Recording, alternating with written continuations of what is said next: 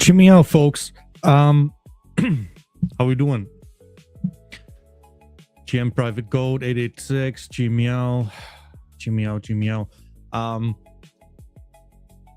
Don't forget to repost and like the stream and engage.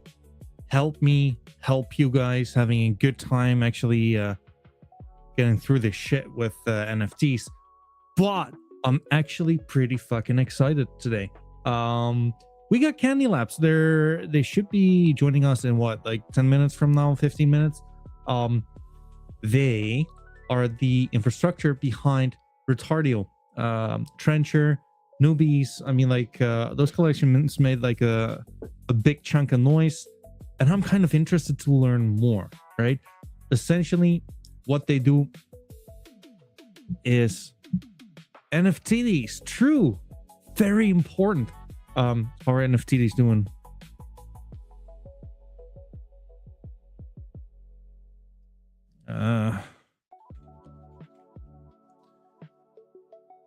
Where can I buy NFTs? Shop NFTs. Anyways, fucking questions for later on. Why ask me if we can like ask the team directly? Excited for this one. Let's see where it goes, right? Oh, they're shit. They're still minting. How's the mint going? By the way, Ship, just so you know, I see you're lurking in like StreamYard. I'm not letting you up just yet. I faded. I want you. I want to have you as well, brother. I want to get you on stream. If not, I'm gonna scratch you. That's definitely a thread. No, actually, like if you don't want to, then don't feel forced to. But I would definitely love to have you. Anyways, excited to have these TDs on, these guys on from Candylabs, and send me a DM, brother. Let's plan it. Let's learn more. I kind of feel like they're onto something. I will be like very transparent as well. Their thesis that as you change as an individual, that your NFT should change with you. I'm not sure if I agree with that, but you know what? You don't need me to fucking agree on anything and everything at the end of the day. I want to learn more. Happy to be convinced. Let's quickly get through like the rest of the market to just like see what's going on.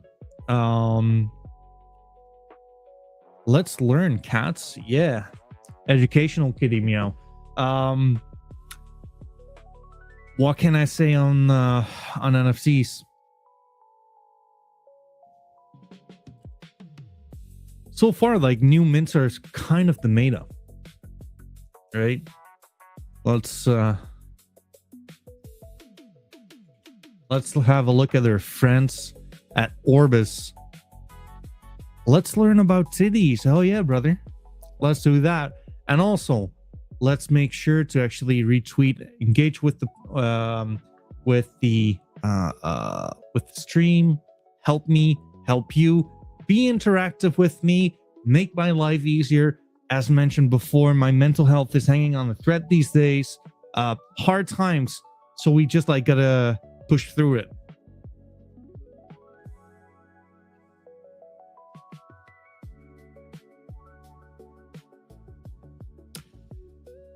Rejected Youths Club.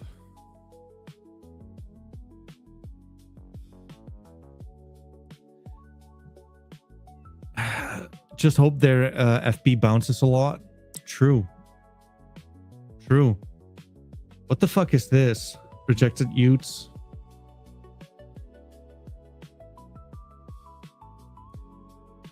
I mean, like talking about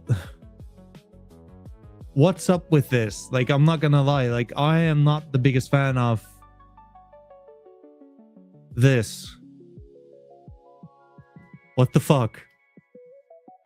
Orbis, why would you list this? Aren't the original huge rejected already? Yeah, allegedly so. I will tell you guys this though. This is probably like the first thing I don't really like from Orbis. Why would you list this?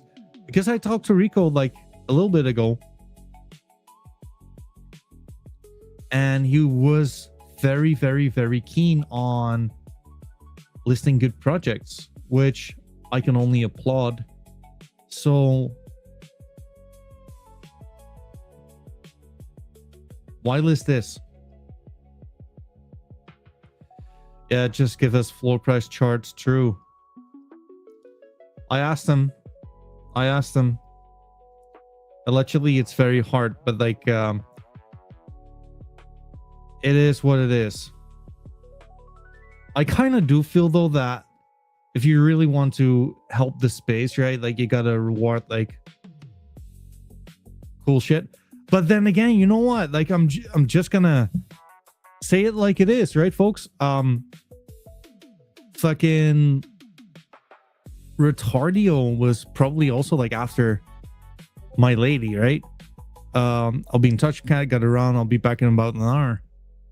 I'll see you in an hour, brother.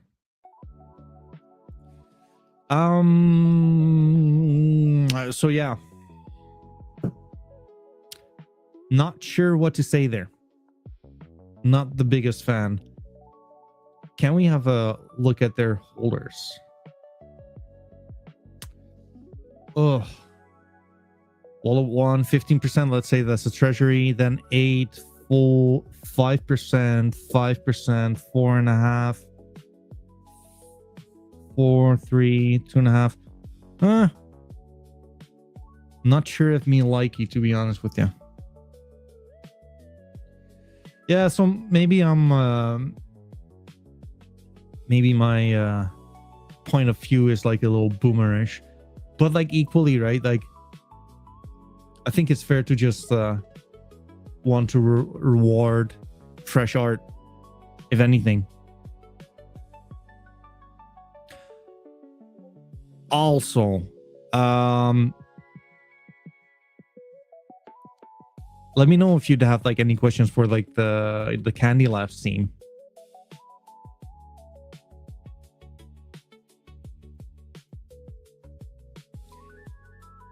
Please repost the stream. I cannot do this as like being a lone kitty. We got to spread the autism. We got to spread the knowledge. We got to spread the... We got to spread this retarded hobby we have of collecting internet JPEGs.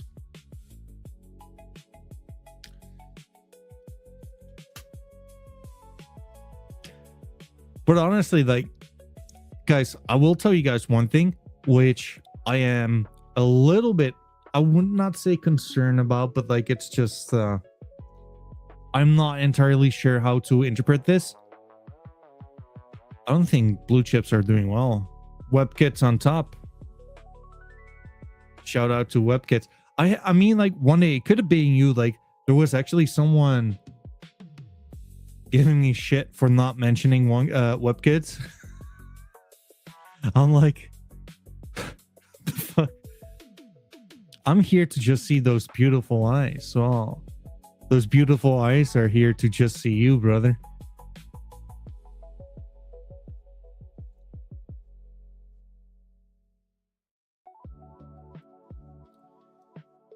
Meatbacks, this looks like amazing art. 22% supply, that's nuts. I don't mind the art though.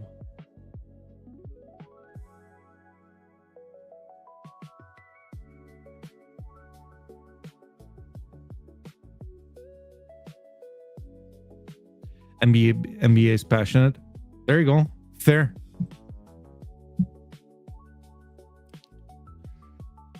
Fair. How's WebKits doing?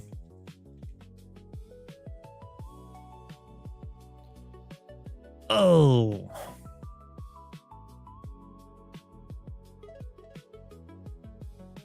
I mean,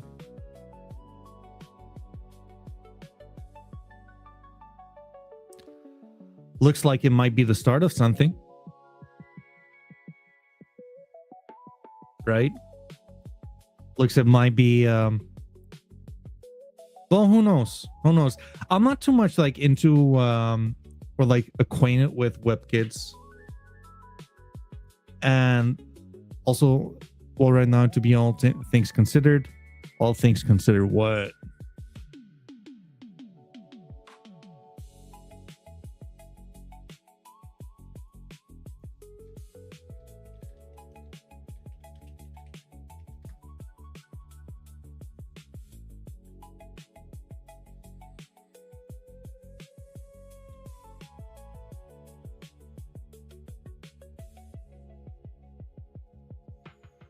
Mm-mm-mm.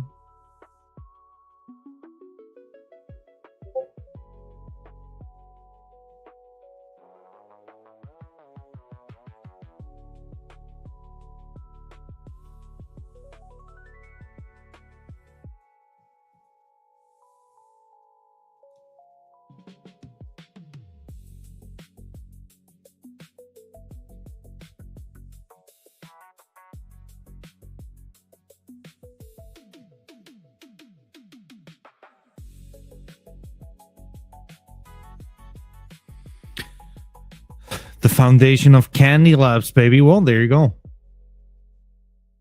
There you go. Have you seen Primals looks like a good mint? Yes, I've seen them. I'm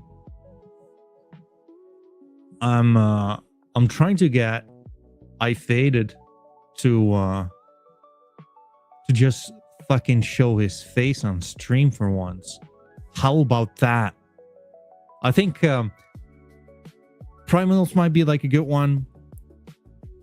Interesting times for NFTs. Folks, let's just call it like this. Dog shit price action on blue chips. New mints are pretty fucking, I mean, like, they're going well. I would say this is probably like the most hyped I've been on new mints in what, like the past 2 years. So having said that, like, I do wonder if Candylabs is going to like be able to capitalize on this, and how they see like the market right here, right now, as an infrastructure provider. Some predictions. How are they gonna like break the moat? How are they gonna penetrate the market? And again, folks, let me know if there's like any questions on your end, because at the end of the day, fat cat hot dog supremacy. I just like my pussy fat, brother. What do you want me to say? But yeah, interesting time for players like Candylabs, right? I think it's fair to say that the time to capitalize on this is right here, right fucking now. And also, last but not least, folks, we marched through 1,000 followers on Twitter. Followers, collectors. So I'm actually planning on doing something fucking cool. My plan is sometime in the near future, I'm going to like organize two things. One being some kind of a, well, the biggest stream I can possibly have, to where I would have like one session a few hours long, to where like all my previous guests would come in like just for like a 20-minute, 15 to 20-minute pitch on like how have they been, what are they up to, what's next, see if we can arrange some giveaways. And also you guys know the mascot, right? The NFT cat. I want to organize, and kudos to Prime Goat. Is it Prime Goat? What's the Private Goat? We're gonna organize an art contest, because this pussy needs to be drawn on as many ways as possible. That's the idea. So like more news on that soon.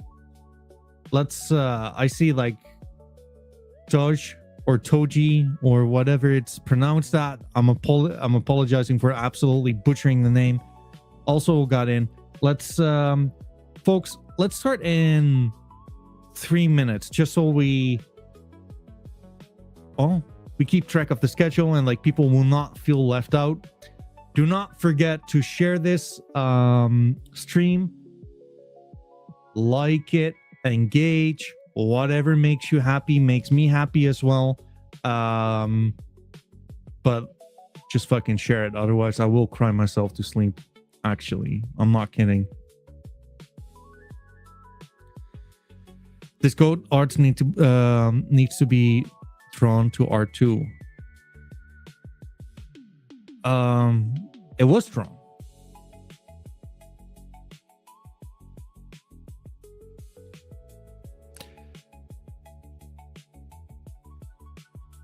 Oh, okay. So Toch is the real name. Anyways, 2 minutes, folks. Get yourself a coffee. Get yourself whatever makes you happy. We're gonna start in 2 minutes.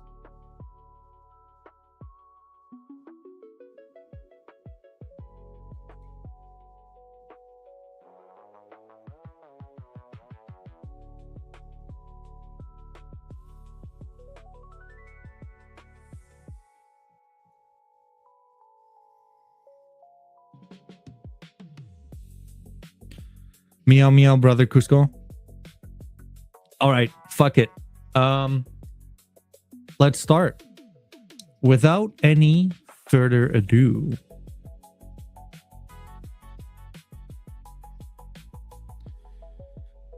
Chip Toch, how are you doing? Good, man. Great. How are you? Pretty good, pretty good. I'm very excited to have you here. Thank you so much for your time. Thanks for having us. It means the entire world. Truly. Brother, I truly have nothing else to do. Like, this is my life. I guess without further ado, hi, I'm Taj. Close. No cigar, but close. I'm one of the co-founders and the CEO of Candylabs. If for those unfamiliar, Candylabs is an NFT marketplace, protocol, and product on the Solana blockchain for now, which is where we started. It's basically a virtual sort of in-game item shop for your NFTs. So the idea was always to allow people to sort of customize their art and their digital assets, but we'll get into that. But I'm happy to be here with you guys. And with me, I have Shib, Shibuya Yume. They're our product lead for Candylabs, and we're very, very humbled and honored to have them on our team. Yeah, I'm the one responsible for building out a lot of the systems, working with the engineers, doing all the products. I don't know if Shib is talking or not. I can't hear. Am I muted? I can hear. No, I can hear you. Oh, all right, Taj. I guess you can't hear me. Maybe I'm tripping. Wait, maybe like the music is too loud. Could it be that? There needs to turn speakers. Yes, I can hear you.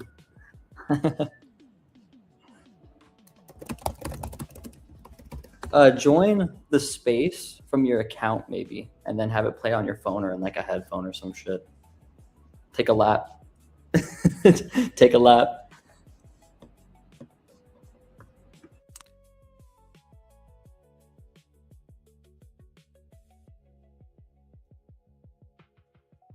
I guess, Kat, if you want to like maybe summarize what Shib is saying, because I can't hear him. Maybe I'll just take a lap. I'll try to open this on web and see if that gets it going instead. That's so weird though. Like I'm sorry for this. I'm not sure how this is even possible, because like I can hear. Okay, well there you go. Yeah, I haven't taken a lap. Usually that fixes things, especially when it comes to Twitter stuff. Yeah. You know, I guess it's StreamYard, but close enough. Yeah, but, it is. Dude, how have you been? It's been a while since we last spoke. Dude, I've been good. I've just been traveling last couple weeks. I'm back in Bangkok now. I'm pretty much kind of based out here full time. Just going to a lot of events. Super Team Thailand is like official. So I've been hanging out with the Super Team people. They're all fantastic. If you're ever thinking about heading this way, there's a lot of great people to meet out here. We got a great scene. Nice. I actually reached out to my local Super Team, and they actually said that they don't really care about NFTs. I'm not even kidding. Honestly, that's kind of the opinion of a lot of these Solana builder people. The lap works, by the way. I hear everything now. Sorry. Okay, perfect. Yeah, no, Super Team Thailand is great. They're very supportive of NFTs and they're supportive of Candylabs. They love anybody Nice. building in their space, you know, and they're going to give their full support to it, even if it's like something that's not super popular at the time. You know, they're all fantastic. Shout out to Mo, Mewtwo, Saeed. I think it's really important to be believers of people who are evangelical to their things when they're super early, because especially people that like use their own products, for example, or are making them to be used. I think it's super important to believe in those people, because the chance is high that they just might be correct. They might be wrong, but they just might be right. It's true. I mean, like, you know what? Like, if there's any, like, objectively, right now, it's a lot healthier to be high on NFTs than it was in 2022, right? For sure. Yeah, I think that the hysteria and the mania, after it died down, I think people started seeing a lot more interesting use cases out of the technology, which I suppose is where I come into. Like, I got my start in NFTs in like 2021. I got rugged on a bunch of bullshit. I had no clue what I was doing, but I was just excited to be a community member and a bag holder. Obviously, I held those bags to zero. It is what it is. But coming back then a couple of years later, I got inundated in the meantime between like 2021 and 24 with just like work stuff. For those unfamiliar, I've been working in the entertainment industry as well for like 10 years. I'm a record producer, songwriter, all that kind of stuff. I own a record label. Oh shit, nice. Among other things. Yeah, I've just kind of always tried, have this like kind of pursuit or a quest to make interesting shit. So Nice. So how does Candylabs fit into that? So I guess it starts with and ends with tech, right? With product, with technology. I think NFTs, as a primitive, I was just talking to Shib about this like very recently, like last 15 minutes. As a primitive, think about comic books, right? Marvel comic books, DC, etc. They develop their own universes, but it's important to storytell. I think it's important to create worlds and to create art. It's very important to be creative and to do things with your hands and express yourself. And I've always been a big believer of this. So going into the sort of from my like artistic journey outwards, it's always been like a kind of goal of mine to make some like really interesting technological product. So coming from music and entertainment, I've always been pretty self-taught. So I taught myself like design and graphic design and web development and all this kind of stuff in the process without kind of realizing that I was actually building, like marketable skills. So fast forward to say 2024, I was kind of just bored. Me and my friend actually originally just made an NFT collection for shits and giggles. I had no clue about any of this stuff. I didn't know what Remilio was. I didn't know what Milady was. I was kind of an outsider to everything, but I saw the art and I was like, wow, this is really funny and like interesting. Let's like steal from this and like make, I think it was Picasso said like, good artists copy, great artists steal, right? The idea behind that I think is very simple. You can appropriate anything that you want. In music, we just call it sampling. It's not even a big deal. It's just like you take from other things and put it in your thing and make it yours, right? So we stole actually the Remilio body, and then I had created a collection with my friend called Web Kids. We made it in probably like I want to say 2 or 3 weeks in kind of a frenzy. We were just having fun. And in the process of doing so, I also kind of realized that like we were pretty decent at marketing on Twitter, right? And just kind of being ourselves and being unhinged and just being stupid and funny. But we created Web Kids as like a personal reflection of just us, me and my co-founder of Web Kids, Muddy Lee. It's Mudylli on Twitter, I believe. But he's a super cool guy. We just made it as just kind of a personal love letter to all the things we grew up with, like LimeWire, Xbox 360, COD lobbies, World of Warcraft, Club Penguin, like all these things that just made us who we are. And I think it's really important to show that, right? To be yourself and to kind of embody or like exemplify the things that mean a lot to you. Honesty, I think, carries a lot of weight with it. So anyways, so we made the collection. We were like, okay, what do we do with this? Let's just drop it. Fuck it. We launched, I think within like 65 seconds, it sold out. It was crazy. I'd never seen anything like it. It just bing, went crazy. And then it was interesting because we spent like weeks, dog, just like laboriously, meticulously creating all of the percentages for everything, all the rarities for everything. My dumb ass, I didn't know anything about scripting at the time. So the script that I had made and found in Photoshop cooked a lot of the layers. So what I mean, a lot of the t-shirts, were supposed to be like 2%. They ended up being like 30% of the collection. And we were like, oh shit, what do we do? Like I don't even know what I'm doing. Also, I guess, small segue too. I'm a really big believer in this thing called on-call learning, which maybe is good for people, maybe isn't. It's you learn about the thing when you need to learn about the thing, right? So whatever you're doing, it's important, I think, to do things sometimes with little awareness of what you're doing, because it creates sort of an intentional curiosity, right? Anyways, so I had no clue what to do. I had no clue about any of this technology. So I kind of went on like an autistic, rabbit hole for like 2 weeks, figuring out the technology and how it all operates and the ecosystem and kind of the contracts and everything. And then I reached out to the guy who we launched the collection with on Launch My NFT. And he said, yo, there's an edit function. I was like, wait, what? I thought this whole time all this stuff was like fully immutable. Everybody's screaming on Spaces about how like they'll never change and that's why they're super valuable. And then suddenly this dude pulled the freaking curtains away from me and I was like, holy shit, all of these can be edited. Are you serious? That's crazy. And nobody's talking about this. So, because WebKids got kind of scuffed at the beginning, we wanted to just create, an experience that allowed the holders to customize their pieces themselves with the available items in the collection, right? And kind of personalize it and make it theirs and make it unique. Because I think in that way, that's how you can transcend a lot of the like speculative value and give it more personal value, right? To you, it's your thing. So on that train of thought, I got to work and I started building Candy. The first iteration of it, just for my own collection. I'm also a big believer in like, make products and things that solve your own problems. Chances are pretty high that like you'll solve other people's problems in the process, right? Because we're people, very similar, we relate to each other. So, we got to work, and what was the first prototype of Candy basically was just a character creator, effectively, of just swapping shit out and like putting different things on it. And we were like, wait, this is actually like a really interesting product. And I think that people will want to use this. So I started doing surveys and like asking holders. And thankfully, we still have a lot of like our really early believers. The first day people, we have a pretty big like alpha group chat of a bunch of us that just like shit talk and whatever.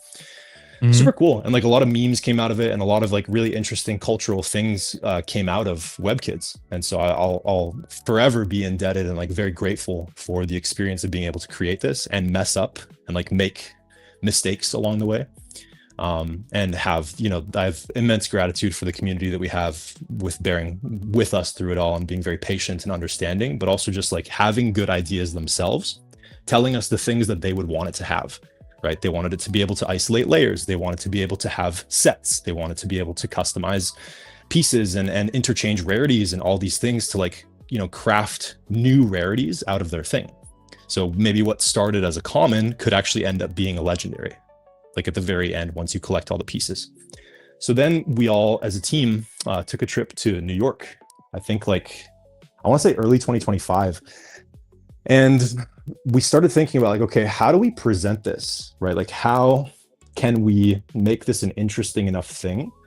And so we got on the idea of packs, because I've always been a big TCG collector. I have like a shit ton of Yu-Gi-Oh cards and Pokemon cards and etc. Big, huge dork. But so we created packs, the first iteration of what would become candy packs, just as like a randomized gacha bag of a bunch of stuff from collections, right? Obviously, it's created by me. Sorry, I actually left this out.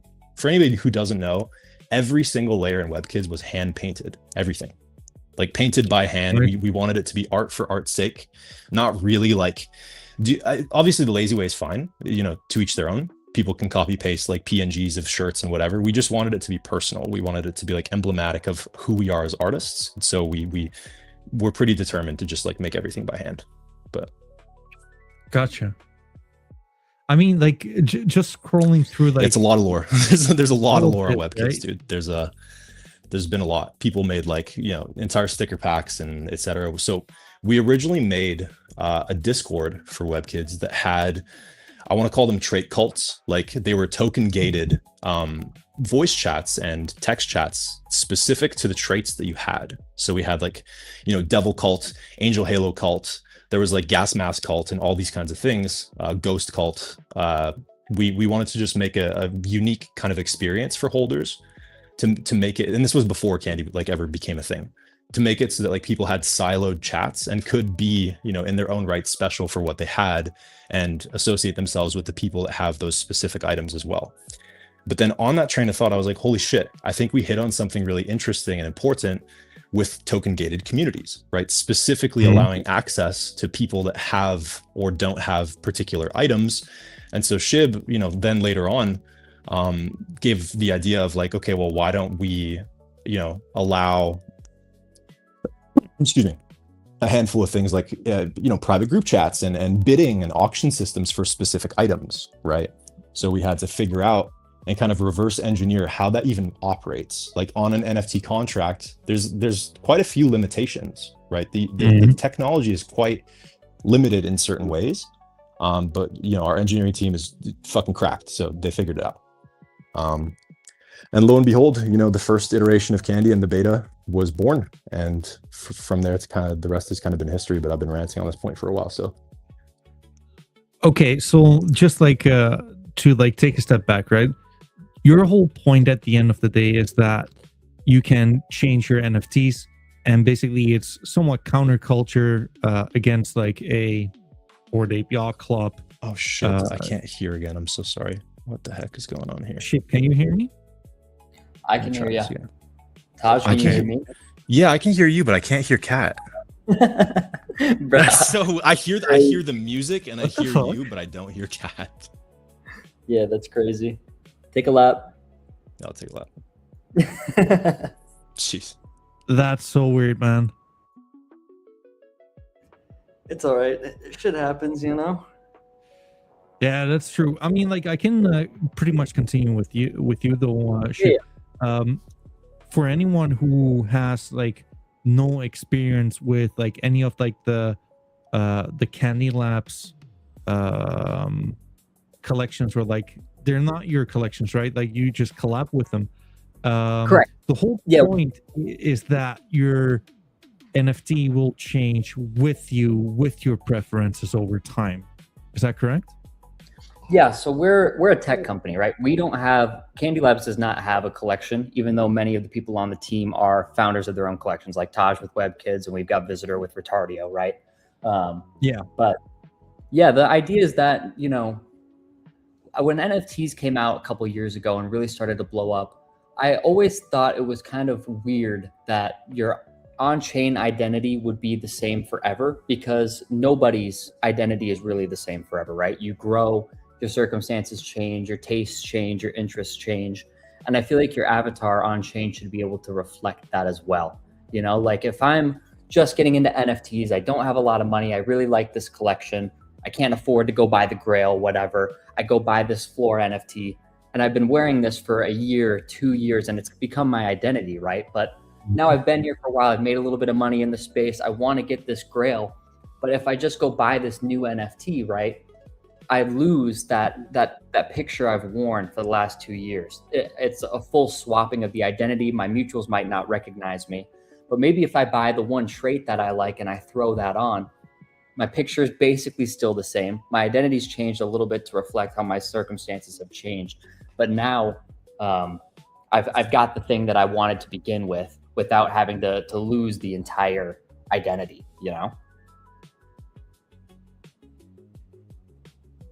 That makes sense. That makes sense for sure. Yeah, okay. I'm here.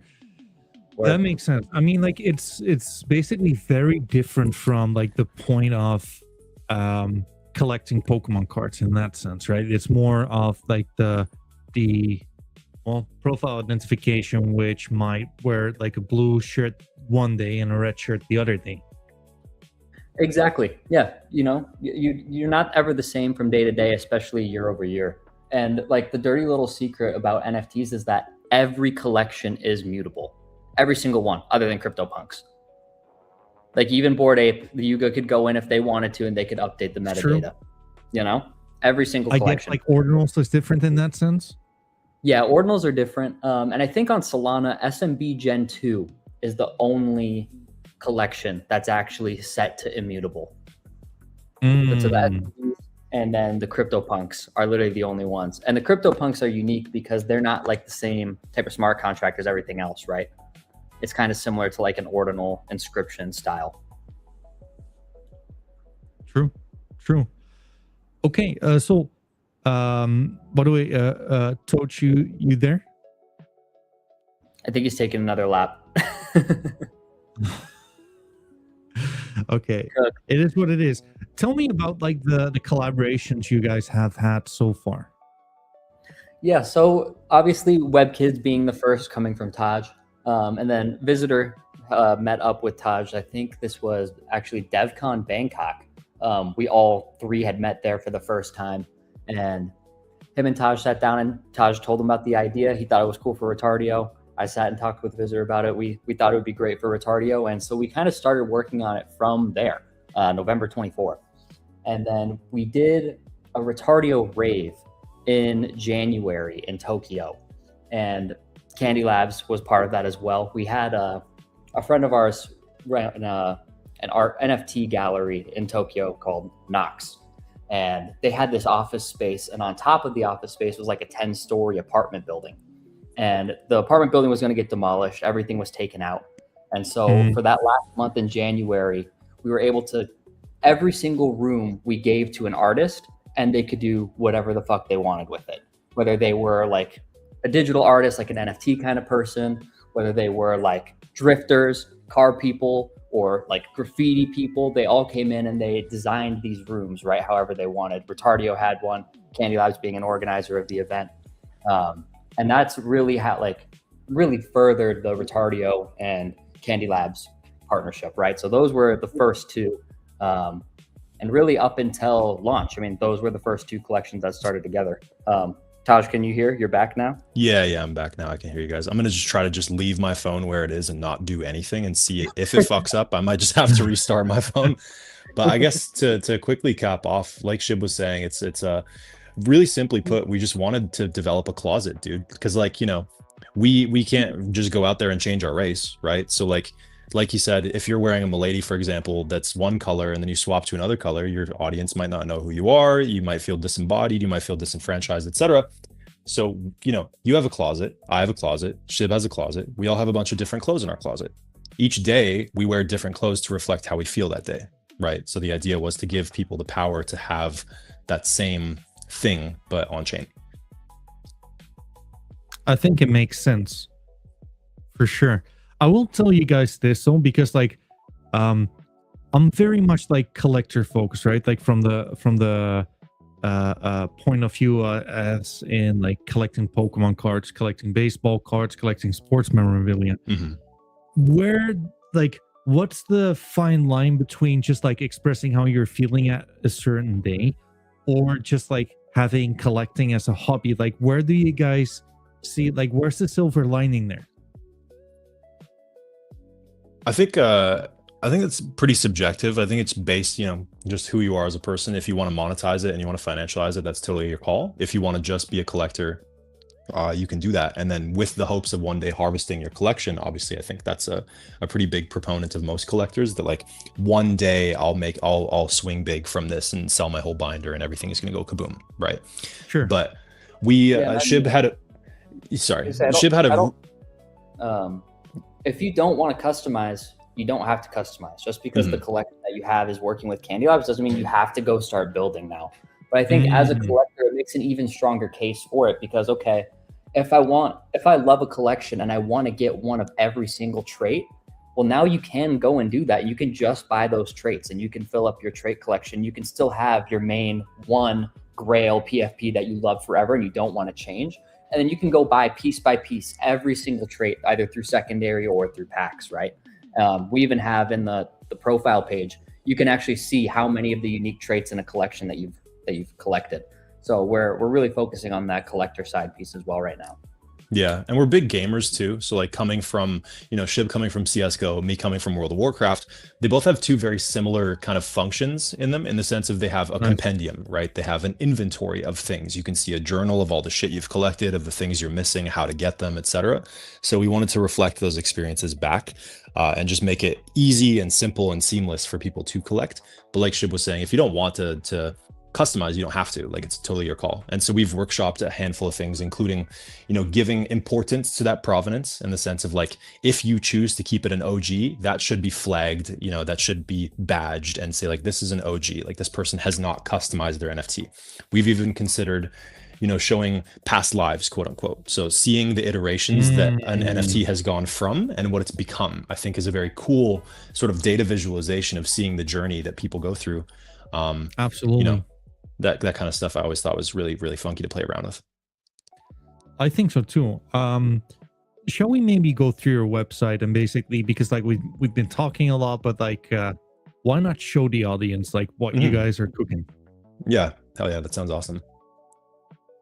Let's see. Let's start at the homepage and tell me where to go to.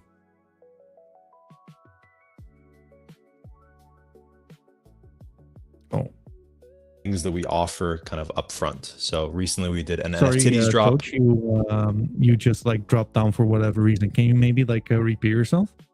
Yeah, can you hear me now? Yeah, it's good. Sweet. Like no worries. I was saying that we wanted the homepage to basically be like a landing strip of just all the stuff that we offer up front. So obviously the most recent was NFTs. Then we have Nub and Trencher, Retardio and Leafy and WebKids and all this kind of stuff. The homepage is basically just, the current offerings, as well as just sort of a quick glance of like things people have pulled recently, things that people are trading, the current activity on the platform, what we actually offer, the features that are included, etc. So I guess if you want to scroll down to the bottom of the homepage, we actually have like a most recent hits underneath here. Yeah, right there, the history. There we go, latest activity. Yeah, so you can see all the things people have synthesized from crafts or from fusions, things that people have traded, things that people have pulled from packs, things that have landed in your inventory recently, a whole other swath of stuff, all color coordinated by like the rarity that it is, the time that it was pulled, the wallets, etc. Just to keep everything, obviously it's on chain, so we want it to be as transparent as possible. If you want to click on the sidebar there or hover over it, go to collections. So this, of course, speaks for itself. Obviously, we wanted just to have like a here's everything that we've done so far, sort of the Rolodex, or I guess the resume, if you will. And if you click into any of the collections, it'll bring you to the respective page of that collection. So you can see, the NFTs that have been pulled. You could see the individual traits. If you want to go into Retardio, I think it might be a better exemplar, just because there's the historical collection itself, and then all the other stuff. Yeah, so we aggregate all of the listings, the current NFTs. We update everything as frequently as possible. I believe the crons are on like a couple minutes of a timer. So if anybody updates their NFT, it should reflect here in like 2 or 3 minutes. Yeah, this is where you can actually explore the collection itself, right? So you can look through all the current avatars as they sit. You can look through the packs and see, okay, what packs have there been historically? Are there any active right now? And then on the traits, this is where you can just go through and see every single trait that lies within the collection. I think that's the most fun tab to look at if you want to pop over to traits. Where do I find that one? There we go. There you go. Yeah, and then you can use the little drop downs that goes from rare to common, and you can filter through, okay, what's a Genesis trait? What's from the first pack? And this is where you can really just see everything that exists within a collection. Interesting. Yeah, as Shib is the product lead, I'll let Shib take the charge on these things, because I know that he's mulled over a lot of the stuff very, very obsessively to just make sure that it's like the right experience. Yeah, I think this is like the most fun page to go through if you want to like learn about a collection and just see everything that exists within it, right? And for our people that are very like, oh, I only want Genesis traits. Well, you've got the Genesis drop down. You can see what is a Genesis trait. So if you're ever like evaluating a new cousin and you want to get one that only has OG stuff on it, well, you can go through and you can browse through and see. If you hit the additions drop down, you'll be able to to pick between the two. Yeah, Genesis versus the meme pack. So you can say, oh, this is all of the legendary traits that came from the original collection itself. Interesting. I do like that you guys still included that, right? Because well, some people care. It's very important. I think it's super, super important that we don't obfuscate from the actual historical relevance and like social capital of collections, and allow the users to see upfront just everything that came with the original. Because obviously it's still important, I think, to pay homage and credit where it's due to the original collection that the artist intended. But obviously, since we work with the artists, the additions are also what the artists intended as well, just as sort of like an expansion or a DLC, if you will, of the specific collection. That makes sense. Yeah, plus like it's people just care about those things, right? Like what's been there, who has had it, for example, is another one. It's nice that you include this into like the database, and it's essentially you're having like more, like it's not just like one NFT, right? Like look at DGOTS having several seasons, for example. I don't think like this is too far off that. Mm-hmm. Yeah, actually, we kind of joked about this a lot. That like, you know, if Azuki had a Candylabs at the time, they wouldn't have had to drop elementals, because it could have just been an addition or a season of Azuki that they could then just launch an elemental pack, right? True. Which, don't get me wrong, I think diminutive additional collections is totally fine. It just obviously depends on like, you know, the founders' kind of narrative and what they would like to do with their own collections, because I think at the end of the day, we're just a software provider. But giving the ability to expand the universe and like tell your own story, which is like what we did with Trencher, for example, I think is a fantastic example of a collection that started on Candy and has continued to expand and iterate on their thesis and their universe within Candy's ecosystem using the technology that we provide. So how do you you know what, I'm gonna stop myself there. Maybe before I ask like too deep in, we're talking about like packs the entire time, right? Like, shall we get to packs? Absolutely. So PAX is super cool. I believe, if I'm not mistaken, we actually kind of invented this. Like, I know that there's been a couple of technology people that have come along after us, including like Collector Crypt for tokenized cards. I know tokenized cards were already a thing, but like the PAX primitive themselves. And then obviously, you know, we were even throwing around, it's funny, early last year, I want to say maybe March 2025 or April 2025, we were talking about token packs. That like, yo, imagine if we could buy a pack and you might hit some Retario coins, you might hit some blue whale or whatever the fuck it was called, the white whale coins, or bonk, you know, and like it's just a randomized grab bag of like all of the shit that exists on chain that you could just have a chance to hit within price bands.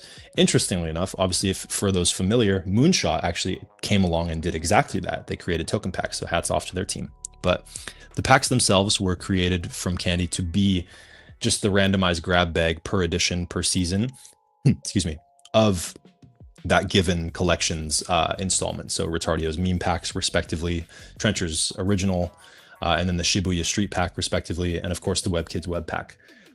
Just I suppose to get not too deep into the technicals, but to talk about it a little bit, you can't re-tokenize or reissue NFTs that have already been issued. So in the sense of an OG collection like Retardio's OG, we can't like issue packs of OG traits because they already exist on chain, right? You can't remint them because then you go through the whole fuckery of deleting things, and no longer does it have the historical chain of what's exchanged hands and where and when and why and all these things. So we figured it was just easiest to make it so that net new traits could enter the ecosystem via packs. Yeah, and coming from Counter-Strike, when I first spoke with Taj about Candylabs, the first thing that came to mind is like, oh, this is kind of like new CSGO crates coming out, you know? I don't want to just buy the skin at whatever flat price, because then it doesn't really have as much, like, there's no fun factor, there's no game psychology behind it, there's no secondary that's going to go crazy maybe years down the line when they're not available anymore, right? But the randomness is what allows there to be secondary and speculation and rarity and all this kind of stuff. And so that was like the first thing that came to mind when I heard the idea of Candylabs. And then when I got brought on, I was like, oh, this is 100% what we need to do, right? We'll have the rarity system. If you click on the meme pack, you'll actually be able to see, okay, these are, or click on any of the packs actually. Yeah, you can see, Sure. okay, it can have all these different items in it. You scroll down, you can see the pack odds. This original pack odds, it was very similar to like CSGO's system. And I decided like, okay, CSGO is really punishing, right? Because it has these brutal odds and you only get one item per crate. And so I was like, that's a terrible experience to have for NFTs, right? You want to get multiple traits. You don't want to just be getting one thing, right? You want to get a full, ideally, you get like one of each layer so you can really do a full change on your NFT. And so we had the 4 traits for one pack. We decided that after the first run of packs, I was like, okay, these odds are a little too brutal. And we've gone a little bit softer on them now for with the Trencher packs and then with the Sweet Titties pack for NFTs. And I think these odds are a lot more fun. It still preserves the rarity of the rare traits, but you're not just getting 4 commons every time or a rip bozo, as we call it, you know? So let's say like, how does like ripping the packs and like applying those traits to your NFT, how does that affect pricing of NFTs? It depends what you put on, right? Sure. With the packs, they're all VRF, so we don't know what's in a pack. Nobody knows what's in a pack until it's opened. You find out in that exact moment. So you never really know what the exact supply of a trait's going to be. You can always see like a theoretical supply. I can say, okay, there's 6 traits that are the mythic rarity. A mythic in this pack is 0.4%. There's how many packs in total? I think there's 4,444. I do the math. Okay, there should be X many of these. But because of the randomness, there could be like on average 10 of each mythic, but you could have one mythic that has 2. You could have one that has 18, right? Just because you never know how the numbers are going to work out. So it always kind of depends. But when you look at what is like a rare and what is a desirable trait, like if I get a Retardio OG makeup, which is the iconic Retardio trait, right? And I put that on my cousin, it's suddenly going to be worth a lot more because it has this trait that everybody wants, right? And it doesn't dilute that. Yeah, So, sorry.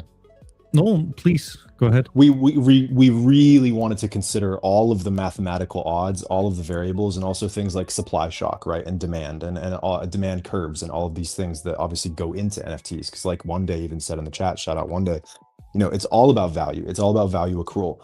So at the end of the day, we didn't want to strip the experience of the financial aspect, but we still wanted to inject, you know, what we've learned from like in-game microeconomies like CSGO, for example. So in the sense of like, it's not really up to us to determine the fair market value of a trait. It's up to the users. It's up to the community. While we could say, hey, this mythic should be worth $1,000, it might not be. You know, in cases like, for example, Milady, dude, the 9/11 hat is like I believe, a very common trait. But you know, the users, the holders in the community have hoarded them to the point that they've now become valuable because people don't want to let go of them, right? So it's really up to the beauty's in the eye of the beholder, right? We didn't want to force a narrative onto users that like, hey, this should be rare. Let them do whatever they want. And so even in doing so, you know, Shib came up with a really brilliant solution in the sense of like deflationary mechanics, where he created the Fusions product, which will be probably the next thing we talk about, where from a pack, right, you get 4 traits, just because that's like the standard compute limit for the specific contracts. We could do 5, but 5 kind of looked weird on screen. So we were like, okay, let's just do 4, fine. But so you get 4 traits. And so Shib thought like, okay, why don't we just make it so that you can do a 4-to-1 burn? So like exchange in the sense of you take 4 commons and you burn them. Now you get something, you get 1 rarer trait, right? So people can have fun kind of flipping around. And I don't know if you guys have ever played Diablo. I'm a big Diablo 4 guy, but in Diablo, you can do the same thing, right? You can take 3, it's called 3-to-1. So you take 3 of a specific item, and you can basically exchange the other odds and the percentages and the damage multipliers and all these things on an item by trading 3 and then potentially getting 1 that you want. But obviously it's kind of random and chance based. So it's like, you might get the exact item you want, yippee-ki-yay, fucking awesome, or you might get a stinker, right? It's kind of like up in the air. Yeah, and this mechanic also is big in Counter-Strike as well, except it's a 10-to-1 burn ratio, which is also quite brutal.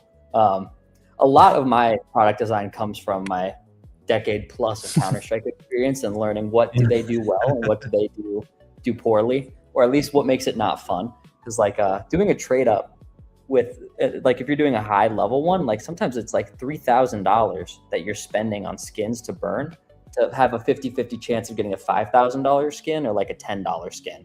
Dude, it's brutal. Like, it's super brutal. And so like we didn't want to like be literal, you know, tyrants in the sense of making it that skewed of odds. So we wanted to make it probabilistic, right? In the sense of the VRF, like Shib said, we don't know what's in your pack. We have no clue. But in a given table or of the available traits that could come in that pack, it's all up to chance. It's all up to probabilistic, like ratio and percentages and whatever. Which VRF do you use for that? Is that Chainlink? I actually, is it Chainlink? What Oracle? No, it's not. ORAO, ORAO. Yes. Okay. ORAO VRF is great. Yeah. They've been super supportive, super responsive. Yeah, and Nice. the nice thing with the trade ups or the fusions, as they originally were called trade ups because like CSGO is trade up, but like trade up. But everybody started calling them fusions, and so we're like, okay, we got to just call these fusions now because that's just what the community loved for the name. But the nice thing too is like, okay, so in Counter-Strike, you might have, in the high levels, you might have 2 items at the high rarity that you're burning up to. So it's like a 50-50 chance, right? But with traits in these collections, oftentimes like, you know, there's 6 mythics or there's 7 mythics or there's like 12 legendaries. With some of the Genesis collections, okay, there's like 40 legendaries, right? So it's not necessarily like a pay to win where, okay, I can just start spamming really rare traits now. Like in Retardio, the Niqab is like the trait that everybody really wants. That's a mythic, right? It's a 1 in 12 chance of Niqab. And you have to burn 4 legendaries to get that. And legendary traits might be 0.6 soul. Okay, so I'm going to burn 2.4 soul worth of traits. And now the market just went up on the legendaries because there's a lot more demand on these now to go burn them. But it's still a 1 in 12. Oh, yeah. You got to spend a good chunk of soul to end up getting the actual item you want. People were a little scared with the OG makeup because they thought that was going to be diluted down, but it's a 1 in 92 chance for the epic craft in the Retardio Genesis traits. And so we haven't seen a single one crafted yet. But No, not a single one. It's crazy. Yeah. People have burned over 300 rare Genesis traits to do that. Now it makes the demand on these Genesis traits has gone up a lot and the supply has gone down a lot, which makes them even more rare and desirable. Interesting. I see a private goat saying would be really cool to see a pack opening. Any chance like either of you can share your screen so we can like open a pack? Oh yeah. I'm sure Shib can. I don't have my laptop. It's getting serviced at the Apple doctor at the moment because I fucking retarded. But yeah, so speaking on behalf of the packs too, we really mulled over like, okay, let's make this a really visual experience. So if I can toot my own horn for a second, I actually ended up sound designing the whole kind of experience of packs because we wanted it to be obviously fun and engaging, but also like an ode to, you know, loading screens and ambient PS2 and GameCube music and all these sorts of things, and like Animal Crossing, like the cutesy little clicky sounds and tactile responsive sounds that just are very satisfying to listen to. So I ended up creating with Shib and Visitor. We were all in Indonesia. We just sat around a table and I was sitting in Ableton for like 2 hours just making random shit. And then suddenly I hit upon these like bubbly kind of sounds and they're like, dude, that's sick. That's fucking cool. Like, let's use that. And so we ended up putting those in all the videos. But so the pack videos themselves, shout out Anton, our 3D designer, super, super cracked dude. He made like a programmatic basically like railway or production line for every pack that now comes out can basically live in the same sort of visual universe so that we don't really have to adapt too much or like deviate from the standard that we've kind of set with like the visual stuff. But yeah. Interesting. Having said that, Chip, whenever you're gonna share a screen, make sure to like share your sound as well. Let me show my sound. What's that? Let me see. I think I'm getting it set up right now. Sure. Yeah, if I had my laptop, dude, I would just send you a couple packs to just rip open yourself. Okay. Can you see my screen? Yep, and I can see the sound as well. Let's Can I'm you hear gonna me? mute myself. Boom, there we go. Yeah, and Taj did all these sounds for the website as well. I love all the sounds. Nice. So let's do we'll do 2 packs right now. So we'll buy. Okay, I'll open both of them actually.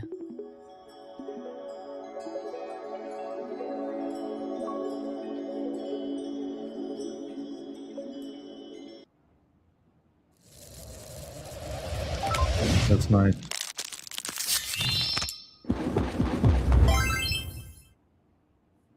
Oh, let's go. Let's fucking go. I got a legendary. Damn.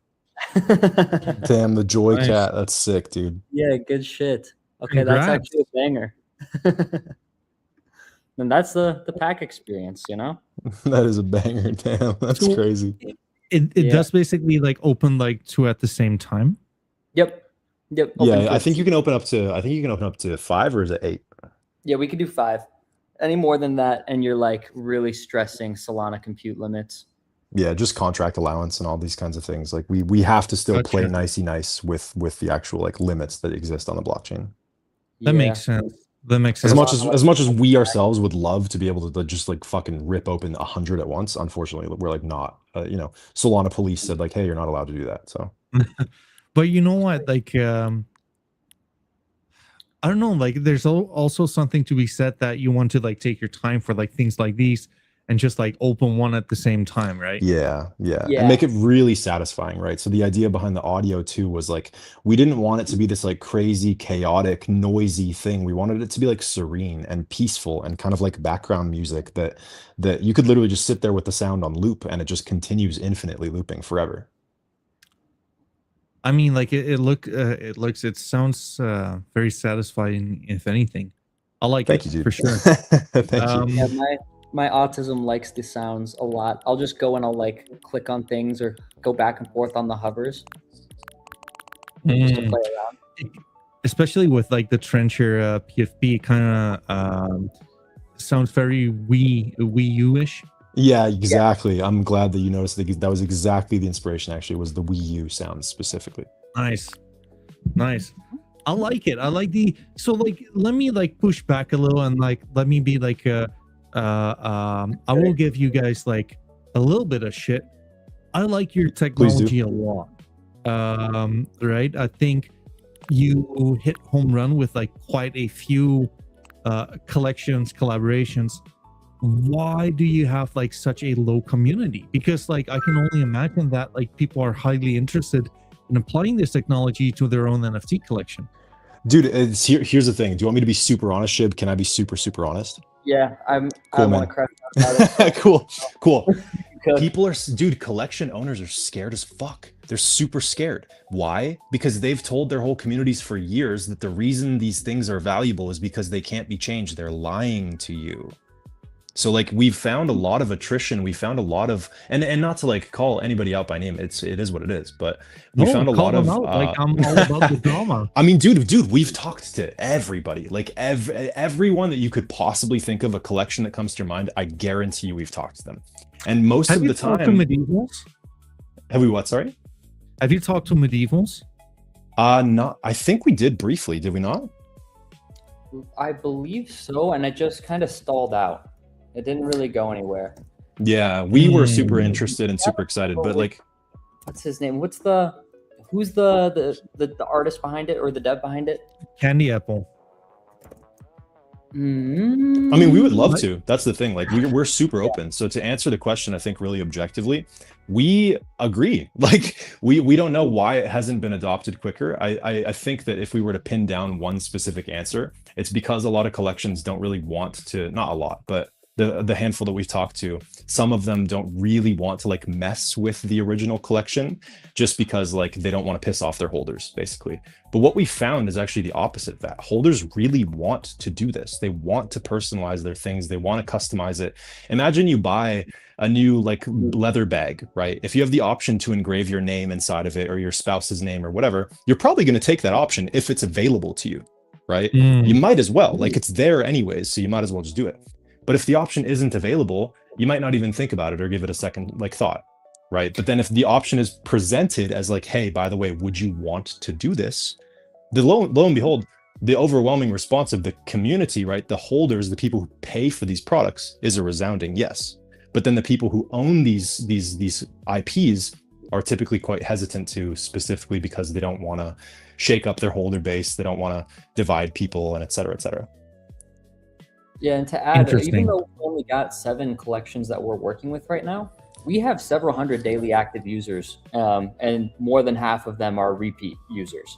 So it's like thousands of MAUs really too. Love it. Yeah, thousands of monthly active users, and like I said, same as the daily. More than half of them are repeat users. So people love doing it. They do a lot of builds and they open a lot of packs. So it's kind of shocking to me as well that the collection owners are just so scared when they have no problem like actively farming their communities on any other, or releasing a 3rd and 4th collection and all these things. Yeah. Right. You know, and so I said, fun. And to bring it to like a positive, super positive note, I think one really, really exciting thing that me and Shiv have just been literally obsessively throwing back and forth is IP collaborations, dude. This opens the world for so many possibilities. Imagine Medieval's X insert brand here, Medieval's X anime title, Medieval's X, etc. Right? Like the universe is endless, dude. There's so many different things that we could do with this technology. We've actually been talking to a handful of like pretty big Japanese anime studios for a while to get kind of, but of course, Japan, for those unfamiliar, I actually live in Tokyo. I've been stationed here for a while, but Japan is notoriously slow when it comes to IP agreements. So just because they're very careful, they like to take their time. They like to make sure that all of the T's are crossed and the I's are dotted, which is totally fair. But they're pretty excited like about the prospect of being able to work within these digitally native communities. It gives them a new audience. It gives them a new lever for distribution. It gives them new excitement, right? And can bring their IP to new people that might have otherwise never interfaced with it, and vice versa. So like that's kind of the narrative that we've been pushing to a lot of these groups, is that like, hey, you know, the possibilities to expand your IP are like massive compared to the downside potential that you think is there of your holders not wanting this. Okay, so let me ask you a question, because I hear you, and I myself, I have like a background in venture capital, right? So like on the one hand, you have I like the entrepreneurial fire you guys have for your product, and I get where you're coming from.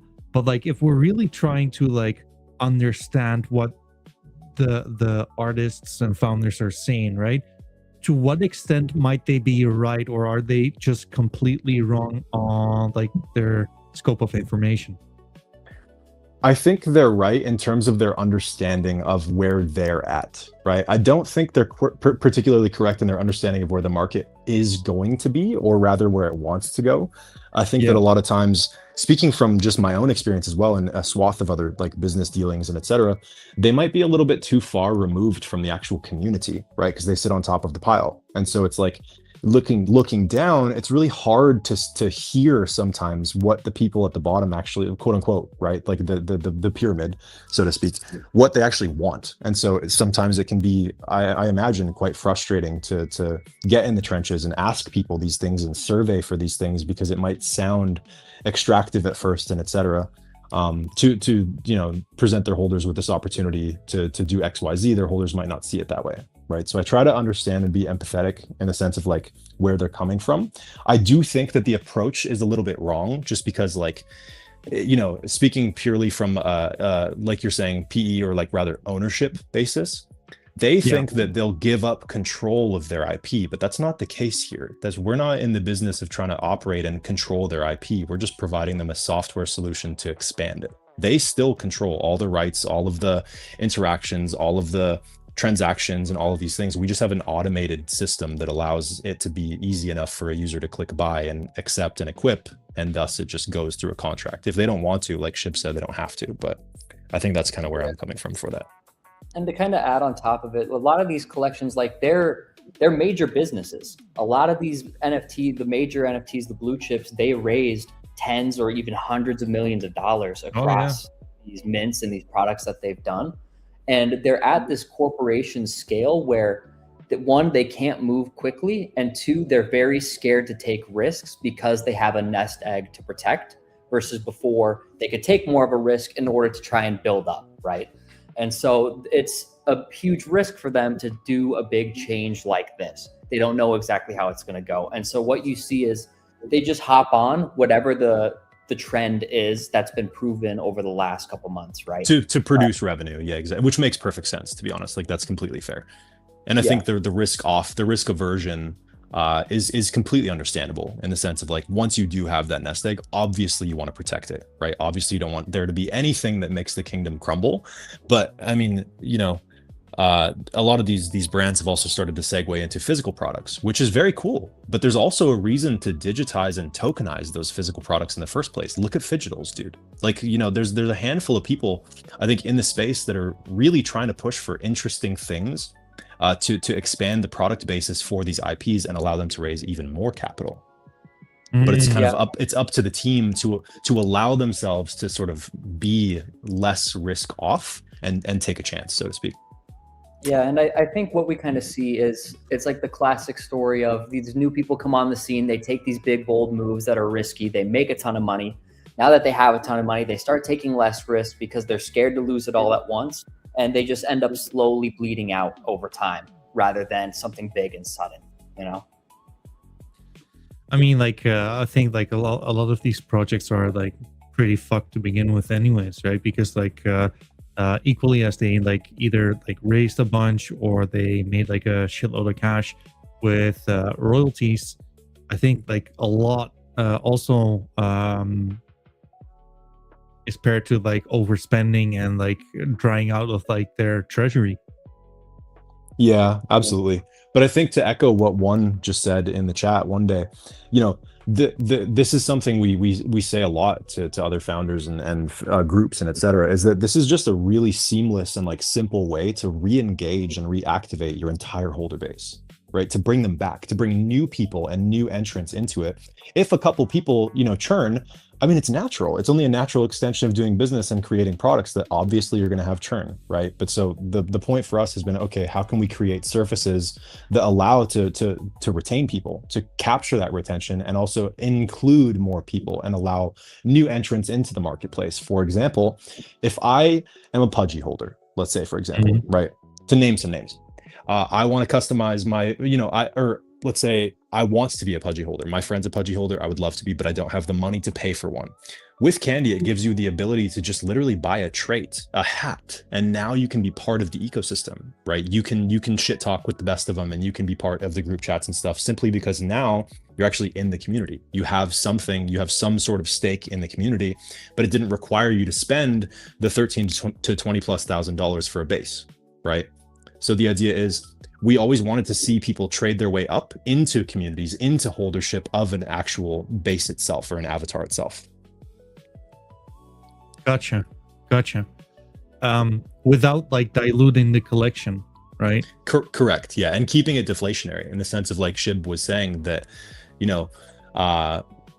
the point of the PAX protocol was to deflate the supply in an intuitive enough way that, like, it's not going to cause mayhem, it's not going to cause panic. It's very mathematical, it's very formulaic, it's very fair, right? It's provably fair and transparent, so that we're not nuking collection supplies, so that we're not adding 35,000 new traits into the ecosystem that are never going to be burned from there, right? So the trade-ups contract, I think this is probably a good reason for us to actually click on one of the other tabs to start talking about that as well. Yeah, on the fusions, I mean, we've seen a net deflationary effect across all of the rarity scales, other than the mythic, of like 20 to 30%, and it's because people just want to burn to get their way up. And then there's only so many commons that can exist, right? Especially when it comes to a Genesis collection, there's no way to get more of the common trait, right? And so eventually that starts catching up to you as you work your way up the ladder. Yeah, so this is our fusion interface. Maybe I'll share my screen for this and I can run. I was just going to say, that's probably like a little handier. Okay, let me see what I've got. Let me see if I need to buy some traits, or if I can do a Retardio one. Yo, okay, I can do some Retardio fusions. Let's see. Share my screen.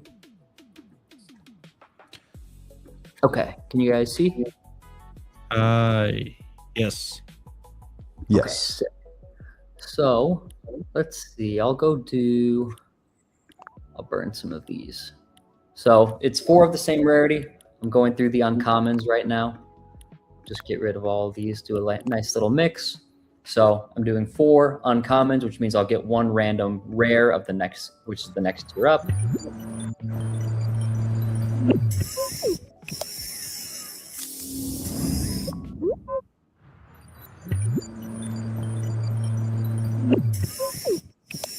Fusions sometimes take a little bit longer than packs, just because it's a little bit more of a complex contract.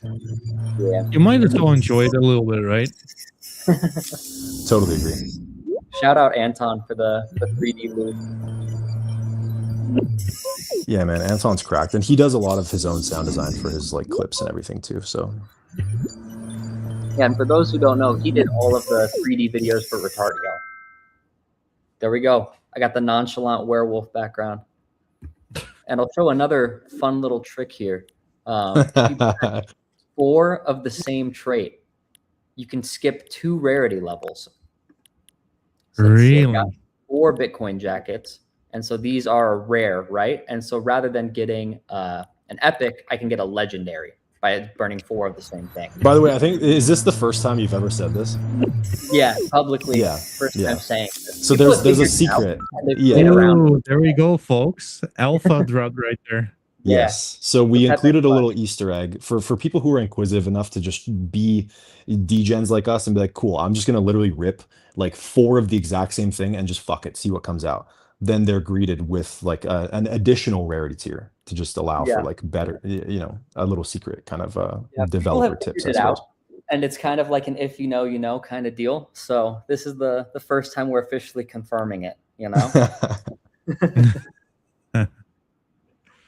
Nice. People aren't crazy. They were in fact skipping tiers by doing Super that. cool though, man. And like I think, one really interesting thing I've wanted to play with for a really long time is additional bonuses and benefits for traits and the things that can exist inside of packs, right?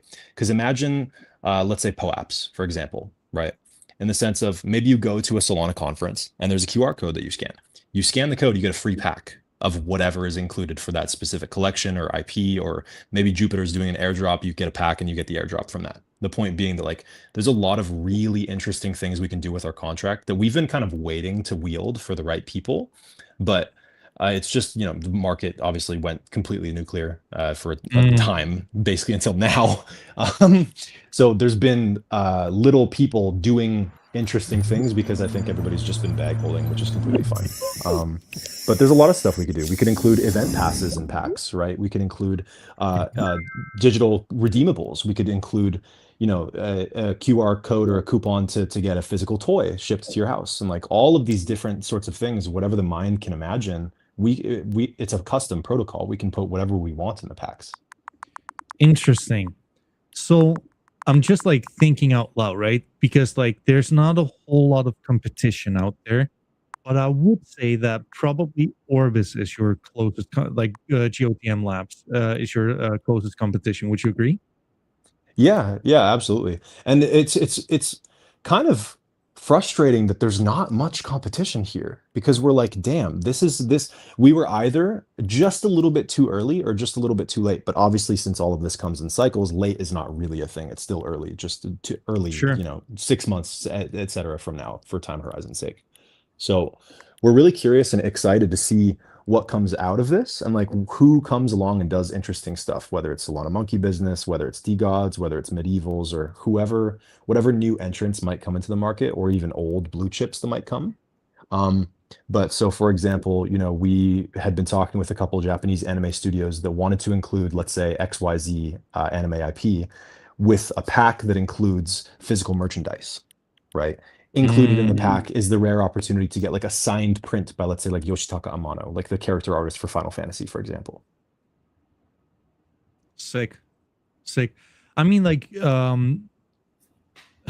I don't want to like make any like false promises, but like I'm quite like close to like the medievals ecosystem, and they have like many like burn events, etc., etc. So I kind of feel like you guys should just like send me somewhat of a pitch deck or anything, and I'm happy to forward it because like not only is the technology cool, but like if people are doing similar things, it basically just like saves them a boatload of time. Yeah, exactly. Yeah, and we've streamlined the process a lot to the sense that really all that's required, dude, for let's say Medievals wants to hop on board tomorrow, if they have art ready, we could produce a turnaround time of about 24 to 48 hours. Sick. So it's really just a matter of like the impetus is on, I suppose, the artists to create and produce the art. Then from there, it's like a very easy handoff process that we just take care of everything. And Yeah, I I've made kind it of pretty streamlined at this sorry, point. Shib. I've got like a spreadsheet that I basically do where like, okay, you've made 150 traits for your collection. This is how many should be in each rarity band. This is how I would kind of recommend you split it up within each trait category. So if you've got like optional traits, maybe you want those to start at like the higher rarity, less at the lower, versus the mandatory traits. Maybe you want to have more commons or uncommons of that. And I'll like fill out a sample of like, okay, here's where everything should be. Go through. If there's anything you think should be more rare, go swap it out. I've made it very intuitive and simple at this point versus like with Trencher, Grizz and I hopped on a call, I think for like 6 hours, and we went through everything line by line together on that. And it was great. We got everything perfected, but it was a little bit of like a painful thing for her as an artist to be like, okay, 6 hours of going through it, right? Versus like now it's streamlined. I think there's always growing pains with this kind of stuff. But speaking to Private Goat's point, yeah, we can definitely do custom animations. Like we can even white label this. For example, let's say a big protocol wants to introduce this. Let's say Pudgy wants to do this themselves. That's fine. Like we're totally okay with just white labeling the whole service. You can slap your brand on it. You can call it a day, whatever the case is. We've just kind of kept it collectively contained within our ecosystem for now, just because that's what made sense for us at the time. But if obviously an opportunity comes upon us, I mean, we would be stupid to say no. But in the sense of medieval, yeah, dude, like I love medieval's art. I think it's super cool. I think the community is super awesome. There's super awesome people, super nice, interesting, like PE, all kinds of weird backgrounds of individuals that, yeah, I just think that it would make perfect sense. Yeah. What I'm showing right now, we have the Candy Shop, which is our NFT marketplace, and we aggregate listings from Magic Eden and Tensor as well. I know people are kind of unhappy with the state of Solana NFT marketplaces right now. We've had this live, I think since January. We had our original marketplace and it was just the Candylabs partnered collections. We've expanded it out to be, I think, the top like 25 or 30 collections on Solana at the time. And we're still going through and adding more every day based on, are they doing volume? Do they have traction? We'll add it to the site, right? And so if you don't want to support the other marketplaces, you can come use Candylabs for everything now. Absolutely. And speaking to that point too, we are actually actively currently working on EVM expansion. So we're in talks with a couple EVM folks, interesting people that we just wanted to work with and reached out to just kind of be our sort of guiding force in EVM, just because it's new territory for us, so to speak, because a lot of us are just like Solana native. But I think it's really exciting to think about like the potential possibilities of all of the different ecosystems, Hyperliquid, Ethereum, Bitcoin, like all of these different protocols. That is pretty, like our engineering team is cracked, dude. I don't even know how else to put it. Like they're in the process of spinning up a lot of very interesting stuff. But I mean, like you guys been cooking. I'll tell you this much: it's very refreshing to see that, even though like when we're in the midst of like some big time fuckery with exchanges, that you have like parties like you, like Orbis, like Artifact. I mean, like there are definitely like parties out there resurging, right? Like alongside some other NFTs.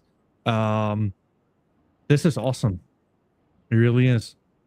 We appreciate the comparisons a lot, dude. That means the entire world.